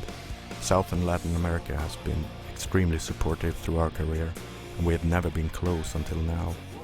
Mexico City proves to give us one of the most intense and euphoric live experiences to this day. We couldn't bring the crew from the US tour, so we went there all by ourselves. We had a lot of trouble getting the sound to work, but it didn't matter. When it was time to hit the stage, the tension in the building was something you could cut with a knife, and the Mexicans were just as loud and crazy as we always heard beforehand. This was one of the biggest highlights for the band, period. The other gig is in Monterrey. It's also great, but not as intense as the one in Mexico City. All in all, a great end to a great tour. Another highlight of this year includes a gig on the Sweden Rock Ferry, a boat cruise between Sweden and Finland packed with metalheads. We're not scheduled to play until the ferry goes back from Finland to Sweden, so we have a free night before the gig. Bad idea. Alcohol is literally flooding these ferries, and in the company of metalheads plus bands playing, it can only go wrong for us. We were supposed to play at 1 in the afternoon the day after, and if it was a normal gig day, we would be sleeping by then. Now we have to get up kind of early, with a hangover from hell. I remember waking Matthias up 40 minutes before showtime with a bottle of Jägermeister. He takes a large sip, walks down with me to the stage, still very drunk, finds out he's got no picks with him, and starts by asking the Swedish stage manager, in English, "Do you have a pick?" Another classic quote from Krypta right there. Unfortunately, guitar tech Sodomizer had also been drinking a lot the night before. He manages to tune the guitars totally wrong, which we don't notice until it's time for a chorus, where it literally becomes impossible to sing. This happens approximately 5 songs into the set. I look at Anders, he looks at Matthias, who just stands there with an empty stare, and says, "Let's quit right here. Tell Daniel and Fredrik that we're off, thank the audience and walk out." I feel this is not our worst gig ever, as it's not worth to be even called a gig. Strangely enough, people from the audience come up to me saying it was great. They must have been very drunk, or as hungover as us. The Great Cold Distance was very positively received in Finland and got great reviews. It even made it to the national top 10 chart. So when we did the Tuska Festival again that year, we had the biggest crowd on that stage that night. The performance was flawless, and we wanted to celebrate the great success with a party. But of course, we ran out of beer, but our dear friend Sodomizer said he could buy some, as he was going to buy cigarettes anyway. And he comes back with 7 cases! What a hero! Doing the Roskilde Festival has always been a dream for me. But going there and actually seeing the mess and chaos was a nightmare. The festival site looked more like they'd set it up in a lake rather than on land. Tents were floating around and we were walking around in knee-high mud. The show was boring, with very few people staying to see us. We decided to not even bother checking into the hotel and just get back home as soon as possible. Our first US tour as headliners was just about as smooth as the Euro tour. The crew was exceptional and our support bands Scar Symmetry and Swallow the Sun were all pleasant and cool to hang with. I particularly enjoyed our party nights on the bus with Bon Jovi's Living on a Prayer as a trigger song. When the tour was over, we said goodbye to the crew and support bands and went straight to Mexico for 2 shows. The Mexico City show was the highlight of our career so far, and we felt like true rock stars for the first time.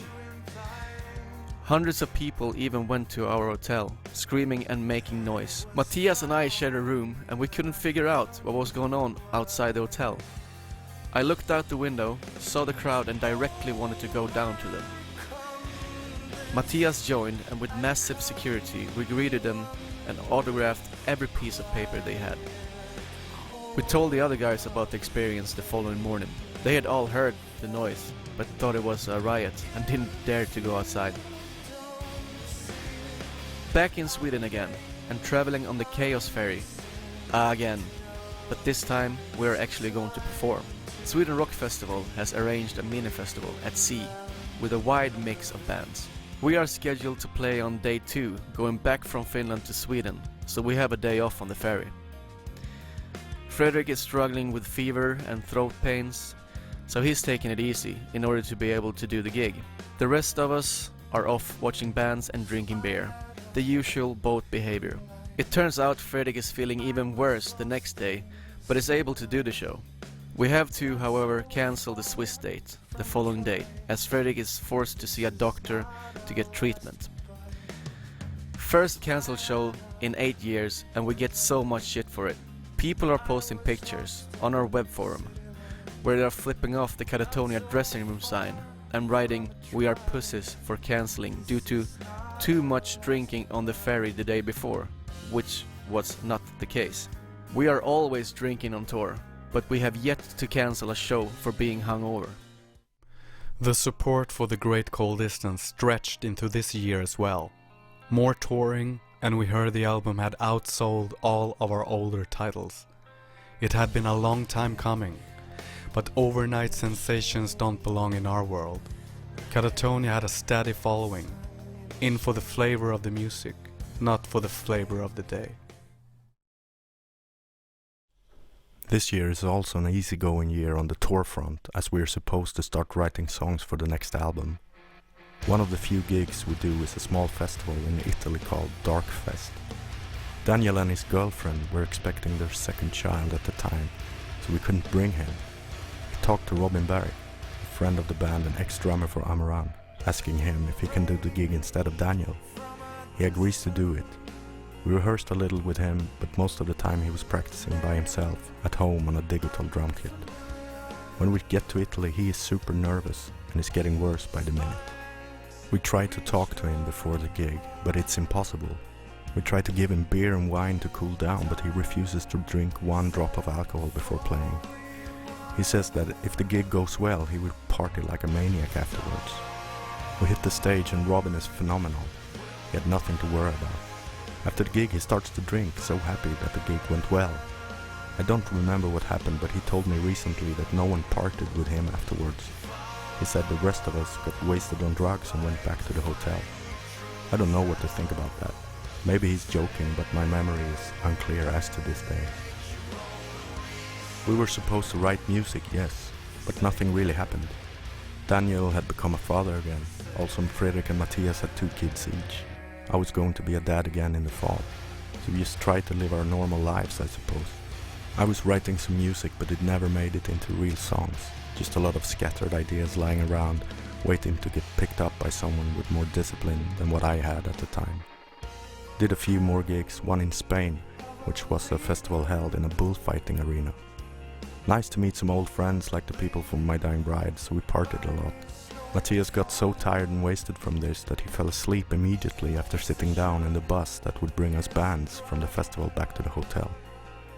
He then starts to snore so loud that someone from Destruction, who had also played, shouts, "Shut up, Grandpa!" Gotta love it.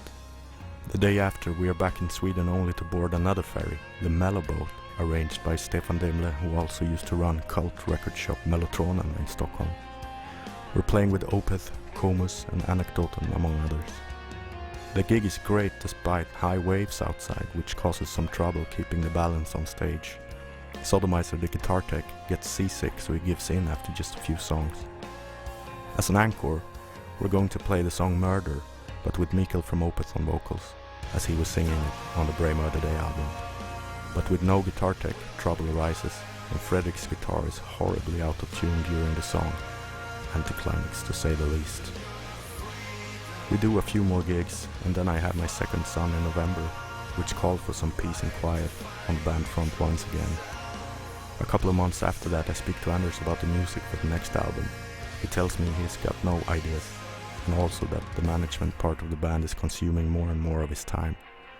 I know about the situation, we all do, but neither me, Daniel, Matthias or Fredrik have a mind for business decisions, so we can't help him that much.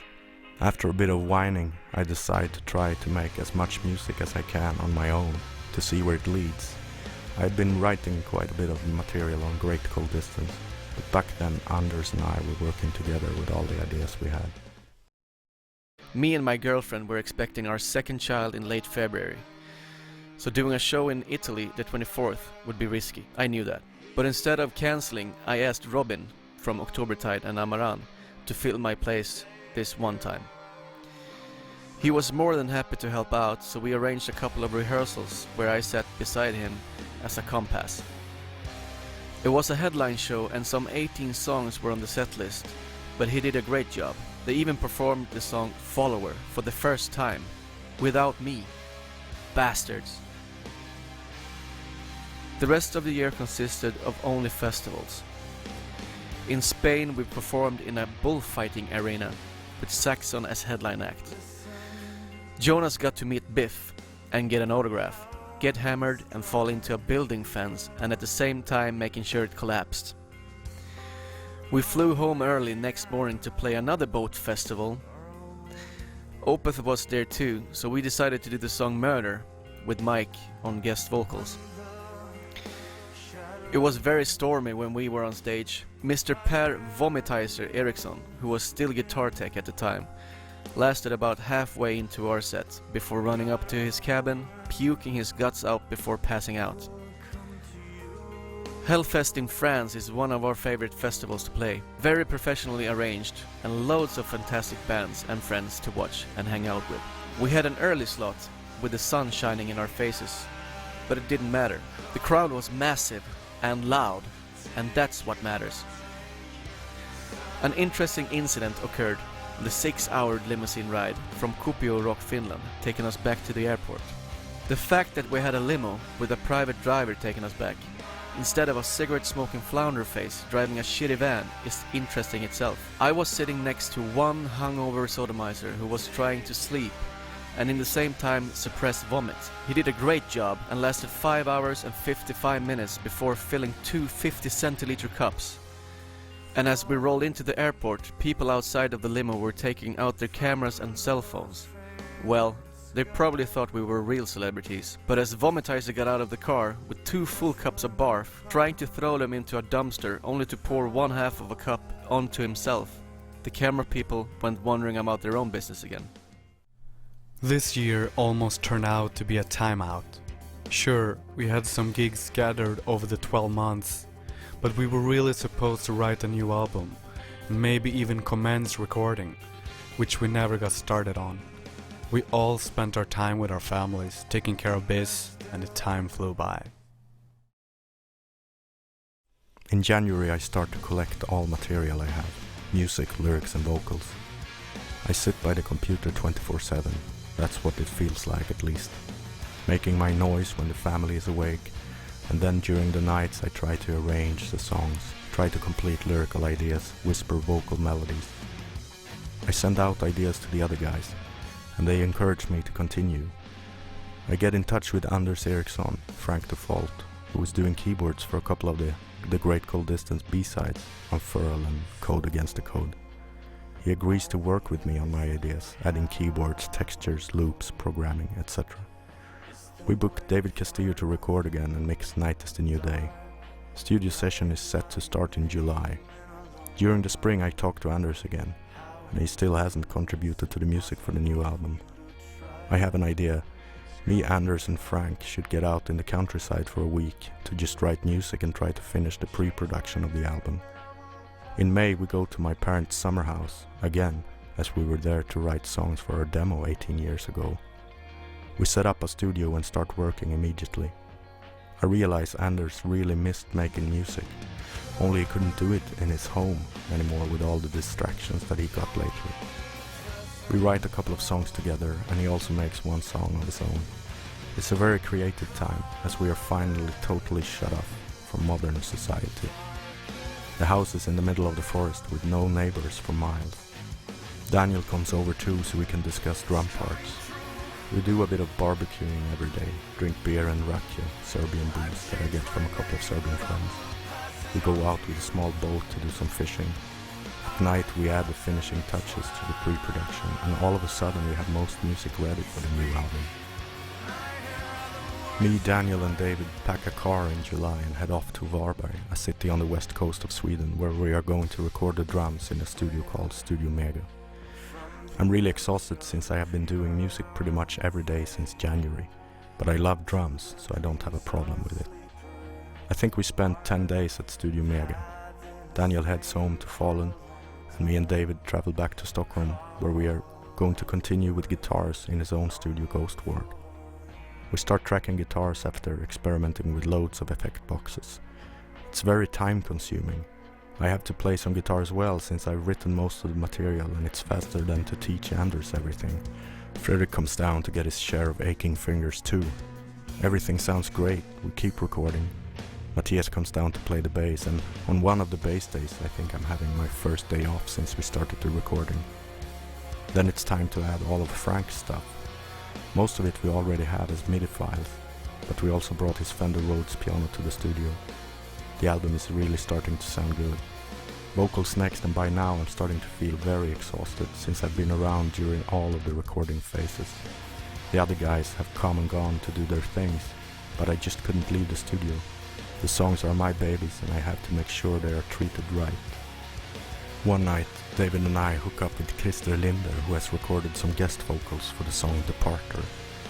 Christer has been one of my favorite vocalists since the 90s, when he was the singer for a Swedish band called Dive. To have him featured on our album is such a big thing for me. We became friends after the release of The Great Cold Distance, and I didn't even have to ask him to be featured on the next album. He insisted. I finish up the vocal session, and I think we play a few gigs before the mixing. Again, it's just me and David present at the studio, and we work long hours. I go home just to get a few hours of sleep, then heading back to the studio. Deadlines are the enemy. I start getting weird nightmares and one morning I wake up from kicking as hard as I can into the wall. Not in my best shape, I suppose. At least the mixing is finally done and we send the album for mastering. I think I cooked some food for David to celebrate, but I'm not sure.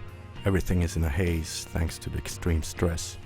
But the album came out great and that's what matters. As we wait for the album to come out, we start to work with the management Northern Music Company. It's run by Andy Farrow, who is also the manager for Paradise Lost, Opeth and a number of other bands. This is very good news for Anders as he can now step down from being the manager of the band and become the guitarist again. Northern Music hooked us up with the Porcupine Tree tour. We will open for them as they do the Scandinavian run for their Incident album. We're all big fans of Porcupine Tree, and they have a large and diverse crowd, so it's a great opportunity for us. We play one song off the new album, Forsaker, and it seems to go down well with people. After that we do another support tour, this time with Paradise Lost around the UK. Still, the album is not released, and we are aching to play the new songs, but we have to wait just a little longer. Feels great to tour with our old heroes in Paradise Lost, however. We have a great time with them. We do a couple of solo shows after saying goodbye to PL, and then we head back home. We have more meetings with the management, and they want to send us out on more tours, especially since the album is coming out. It's serious business, so we have to ask ourselves how much we are ready to sacrifice for Katatonia. Me, Anders and Daniel want to give 100%. Fredrik and Matthias wants to do that too, but their life situations will not allow it. It is with heavy hearts we have to see them say goodbye to Katatonia. I totally understand their decision to leave. This lifestyle is definitely not optimal when you have a family and another job as well. Cyprus is one of the most popular places to go on holiday if you're a normal working class Swede. We, on the other hand, go there when it's winter and cold to play a show and drive 1000 kilometers per hour with the promoter in his Porsche Cayenne, which was fun. The show was fun too, but the phone call from Jonas, almost suffocating from laughter, telling me our tour manager has shit his pants, was the funniest. Jonas and Anders were in full pre-production mode and had gone out to Jonas' parents' summer house together with Frank Default to complete all the songs for the upcoming studio session. I went down one weekend to listen and help arrange the drum parts, and even in this early stage of the songs, I could tell it was going to be a masterpiece. In early June, Jonas, David and myself went to Studio Mega in Varberg to record drums. We worked extremely efficiently and finished in 9 days, giving us time to celebrate Midsummer at home with the family for the first time in 6 years. The rest of the recordings took place at Ghostword Studios in Stockholm, a place I never got to visit as it could only hold 3 people or the air would run out. We took a break from the studio to do a show in Portugal at the Vegas Open Air Festival. A well-needed break for Jonas and Anders, who worked in the studio every day in the middle of the summer. The album was finished and mastered late August, and we all had a listening session together with our closest friends in Stockholm. I was blown away the first time I heard 90's New Day. I couldn't believe how good it came out. All of us performed at our absolute max capability, and it shows in the songs. We were very eager to play these songs live, but when we tried them out in the rehearsal place, they sounded so weak and, well, just plain bad. It was impossible to recreate all the drum loops and layers of piano and synthesizers with our instruments. So we had 2 options: take in a 6th member to play keyboards or use backtracks. Another member would mean auditioning, but with tours coming up, we didn't have time for that. We decided to only use a click track on the new songs, and that we'd deal with programming backtracks after the upcoming 2 tours. We got an offer opening for Porcupine Tree 6 days in October, so we booked a warm-up gig in Eskilstuna. Raw Bar was the venue, a small place with a tiny stage. With 90's The New Day not being released yet, we were forced to play old songs again and only played Forsaker as it was pre-released on the internet as an album teaser. But only playing old songs, and with Forsaker feeling so poor and thin live without backtracks, and no one in the audience seemed to know it, I wasn't enjoying the show very much. It sure didn't feel like we just recorded the best album of our career. We headed for Germany to join Porcupine Tree. When we finally arrived at the venue, we loaded in our gear, waited for the guys to finish the soundcheck so that we could put our shit on stage. I got a brutal but fair yelling from their stage manager for not bringing a drum carpet. I figured that our chances to set up our backdrop were non-existent, so I used that for the rest of the tour as our new drum carpet. The show in Helsinki Ice Hall was my worst so far. In the middle of My Twin, 4 songs into the set, my right side kick drum beater split in half, and I didn't bring any spares. I think we went off stage after that. The situation felt hopeless and unprofessional. I felt hopeless and unprofessional. We've been doing this for 10 goddamn years, but we came across looking like fresh out of the rehearsal room doing our first show. Things changed a bit in the following shows, and it started to actually feel good playing. We finished 2009 with a tour supporting Paradise Lost on the UK leg of their Euro tour, and ending with a couple of our own club shows. The new album was released and got super good reviews. I couldn't wait to get back home and learn the rest of the new songs. A pretty good year and a pretty bad year. We ran into problems with the authorities that stole all my energy. My motivation was already running low for music, but now reached sub-zero. I had to sit through meetings with lawyers and accountants for months. I could no longer focus on music, so Jonas took over my old seat at the grand table and was going on a roller coaster ride with the writing. Song after song and hundreds of parts were presented in a steady stream. Amazing. Fueled to find my way back to the creative phase, I teamed up with Jonas and our collaborator Frank the Fall out in the countryside for an intense pre-production and synthesis of the album writing. The following months were spent in the studio. Didn't see much of the summer, but you can't have it all.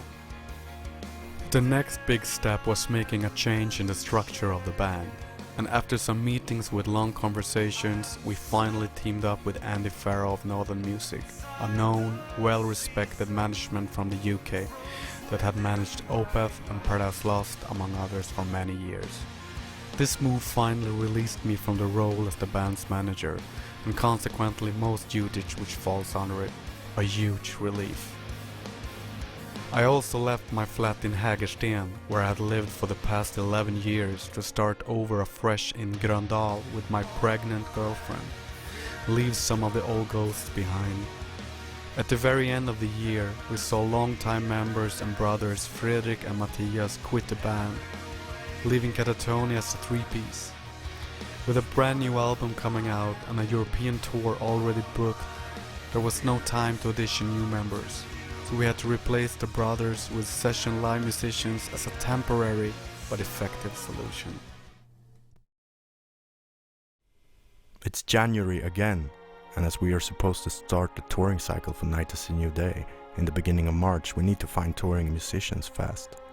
The new guitarist is easy to find. Per Sodomizer Eriksson has been the guitar tech for the band since many years, and he is also playing with Anders and me in the band Bloodbath.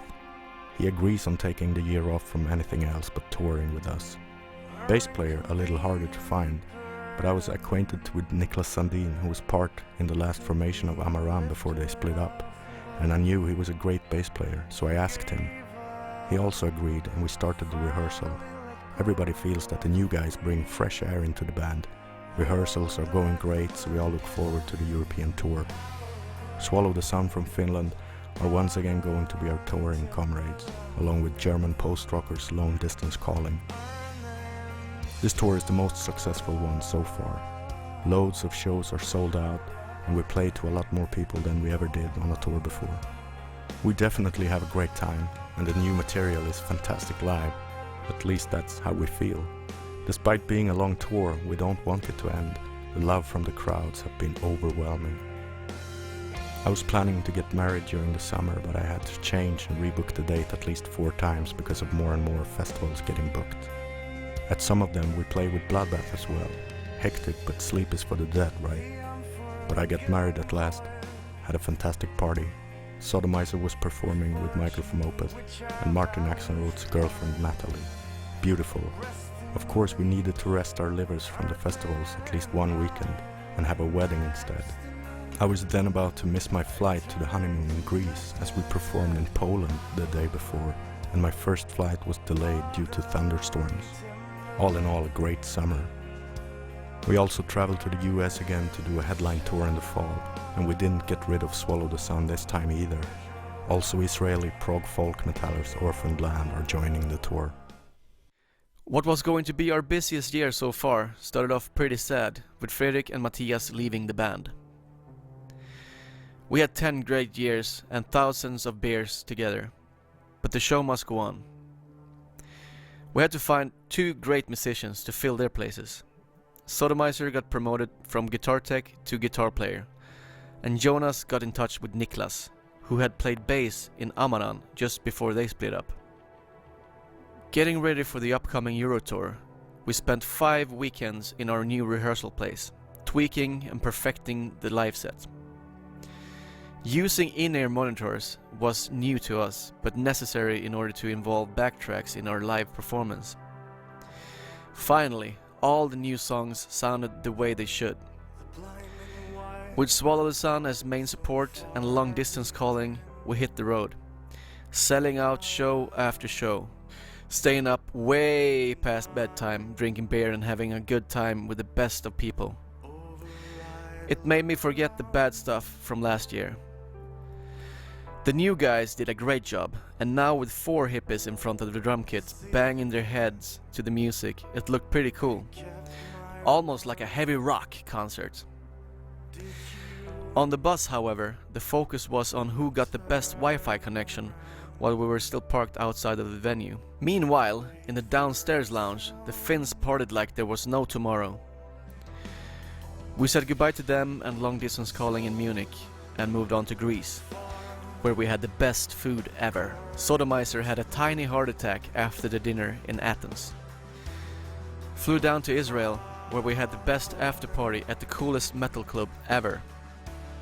Further on to Russia, where we had the worst bad luck and timing ever and were forced to hire a taxi from St. Petersburg to Helsinki because a stupid ash cloud fucked up the airspace between Russia and Sweden.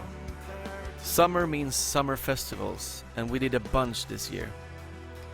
3 of them were together with Bloodbath, which was a lot of fun. But most memorable was Rockin' Park, where me and Sodomizer watched Muse perform before we did our show, and the table tennis tournament backstage, where I tripped and dislocated my shoulder. I couldn't move my arm for a week, and when I finally was able to, it hurt really badly. I did the rest of the festival shows with the help of very strong painkillers. As I said before, the show must go on. Swallow the Sun joined us as support on the US tour too. Another dream tour with very few bumps, apart from 2 stolen guitars and sacked guitar tech though, including a magic night in New York. It was sold out, and Christer Linder had agreed to do the song Departed with us as the last song of our set. We rehearsed it once during soundcheck, but when we played it later that night, I had goosebumps and a speeding pulse to the degree of having difficulty staying on the beats to the click track. Nothing comes close to the feeling I had walking off the stage that night. Many great shows, and about 1 million Subway sandwiches later, we fly home to do a short Scandinavian tour, visit Portugal again, and travel all the way to New Zealand and Australia. Doing the No Sleep Till tour was also one of the highlights of our career. With a short playing time and many days off, it was more of a vacation than a tour. You'd think we would go do cool things like swim with sharks or kangaroo boxing with our free time. But in this band, we enjoy wandering the streets close to our hotel, looking for music shops and nice restaurants. That is, if we're not sleeping in our hotel rooms like 12 hours a day, of course. On the last day of the tour, it's raining non-stop for 13 hours, with the exception of the 40 minutes we're on stage, actually. But Sodomizer is extra happy this day, as he's getting eaten by a monster in the Gwar show. We managed to leave Australia just in time before the flooding escapades. The grand finale of this year's touring will be to pay India a visit. Now, a yearly university festival arranged in Mumbai, with students from all around Asia, doesn't sound like the #1 place in the world a band from Sweden would get booked to do a show, but it later turned out to be. Some 8,000 kids turn up at the show, singing along with the songs and headbanging till the end. It's truly mind-blowing to experience people on the other side of the world knowing the lyrics to your songs. Thank you, India. Being in the country for less than 24 hours, we fly the long way home just in time to get to celebrate Christmas. We had done 98 shows in 10 months. Walking in the same footsteps as the other guys before me, I was the last one out to have a kid, and my first son was born at the beginning of the year. I had 1 month at home to take care of my family before the European tour started. A great tour. To best describe it would be to compare it to the Viva Emptiness tour back in 2003, because everything that tour wasn't, this one was. When things unfold this way, much of the constant struggle and past miseries are what makes you appreciate the good times, and also understand where the borderline goes in between them. We felt it, and people told us that Katatonia had never ever been stronger than we were right now. And it's with full confidence I can say that during this time we finally progressed to become a pretty damn cool live band as well. All of us in Katatonia would like to propose a toast to close and absent friends, our dear partners and associates in the business wheel, plus you, our fans, for being there for us and there with us throughout all these 20 years. And why not propose a toast for the next 20 while we're at it? Cheers. So when did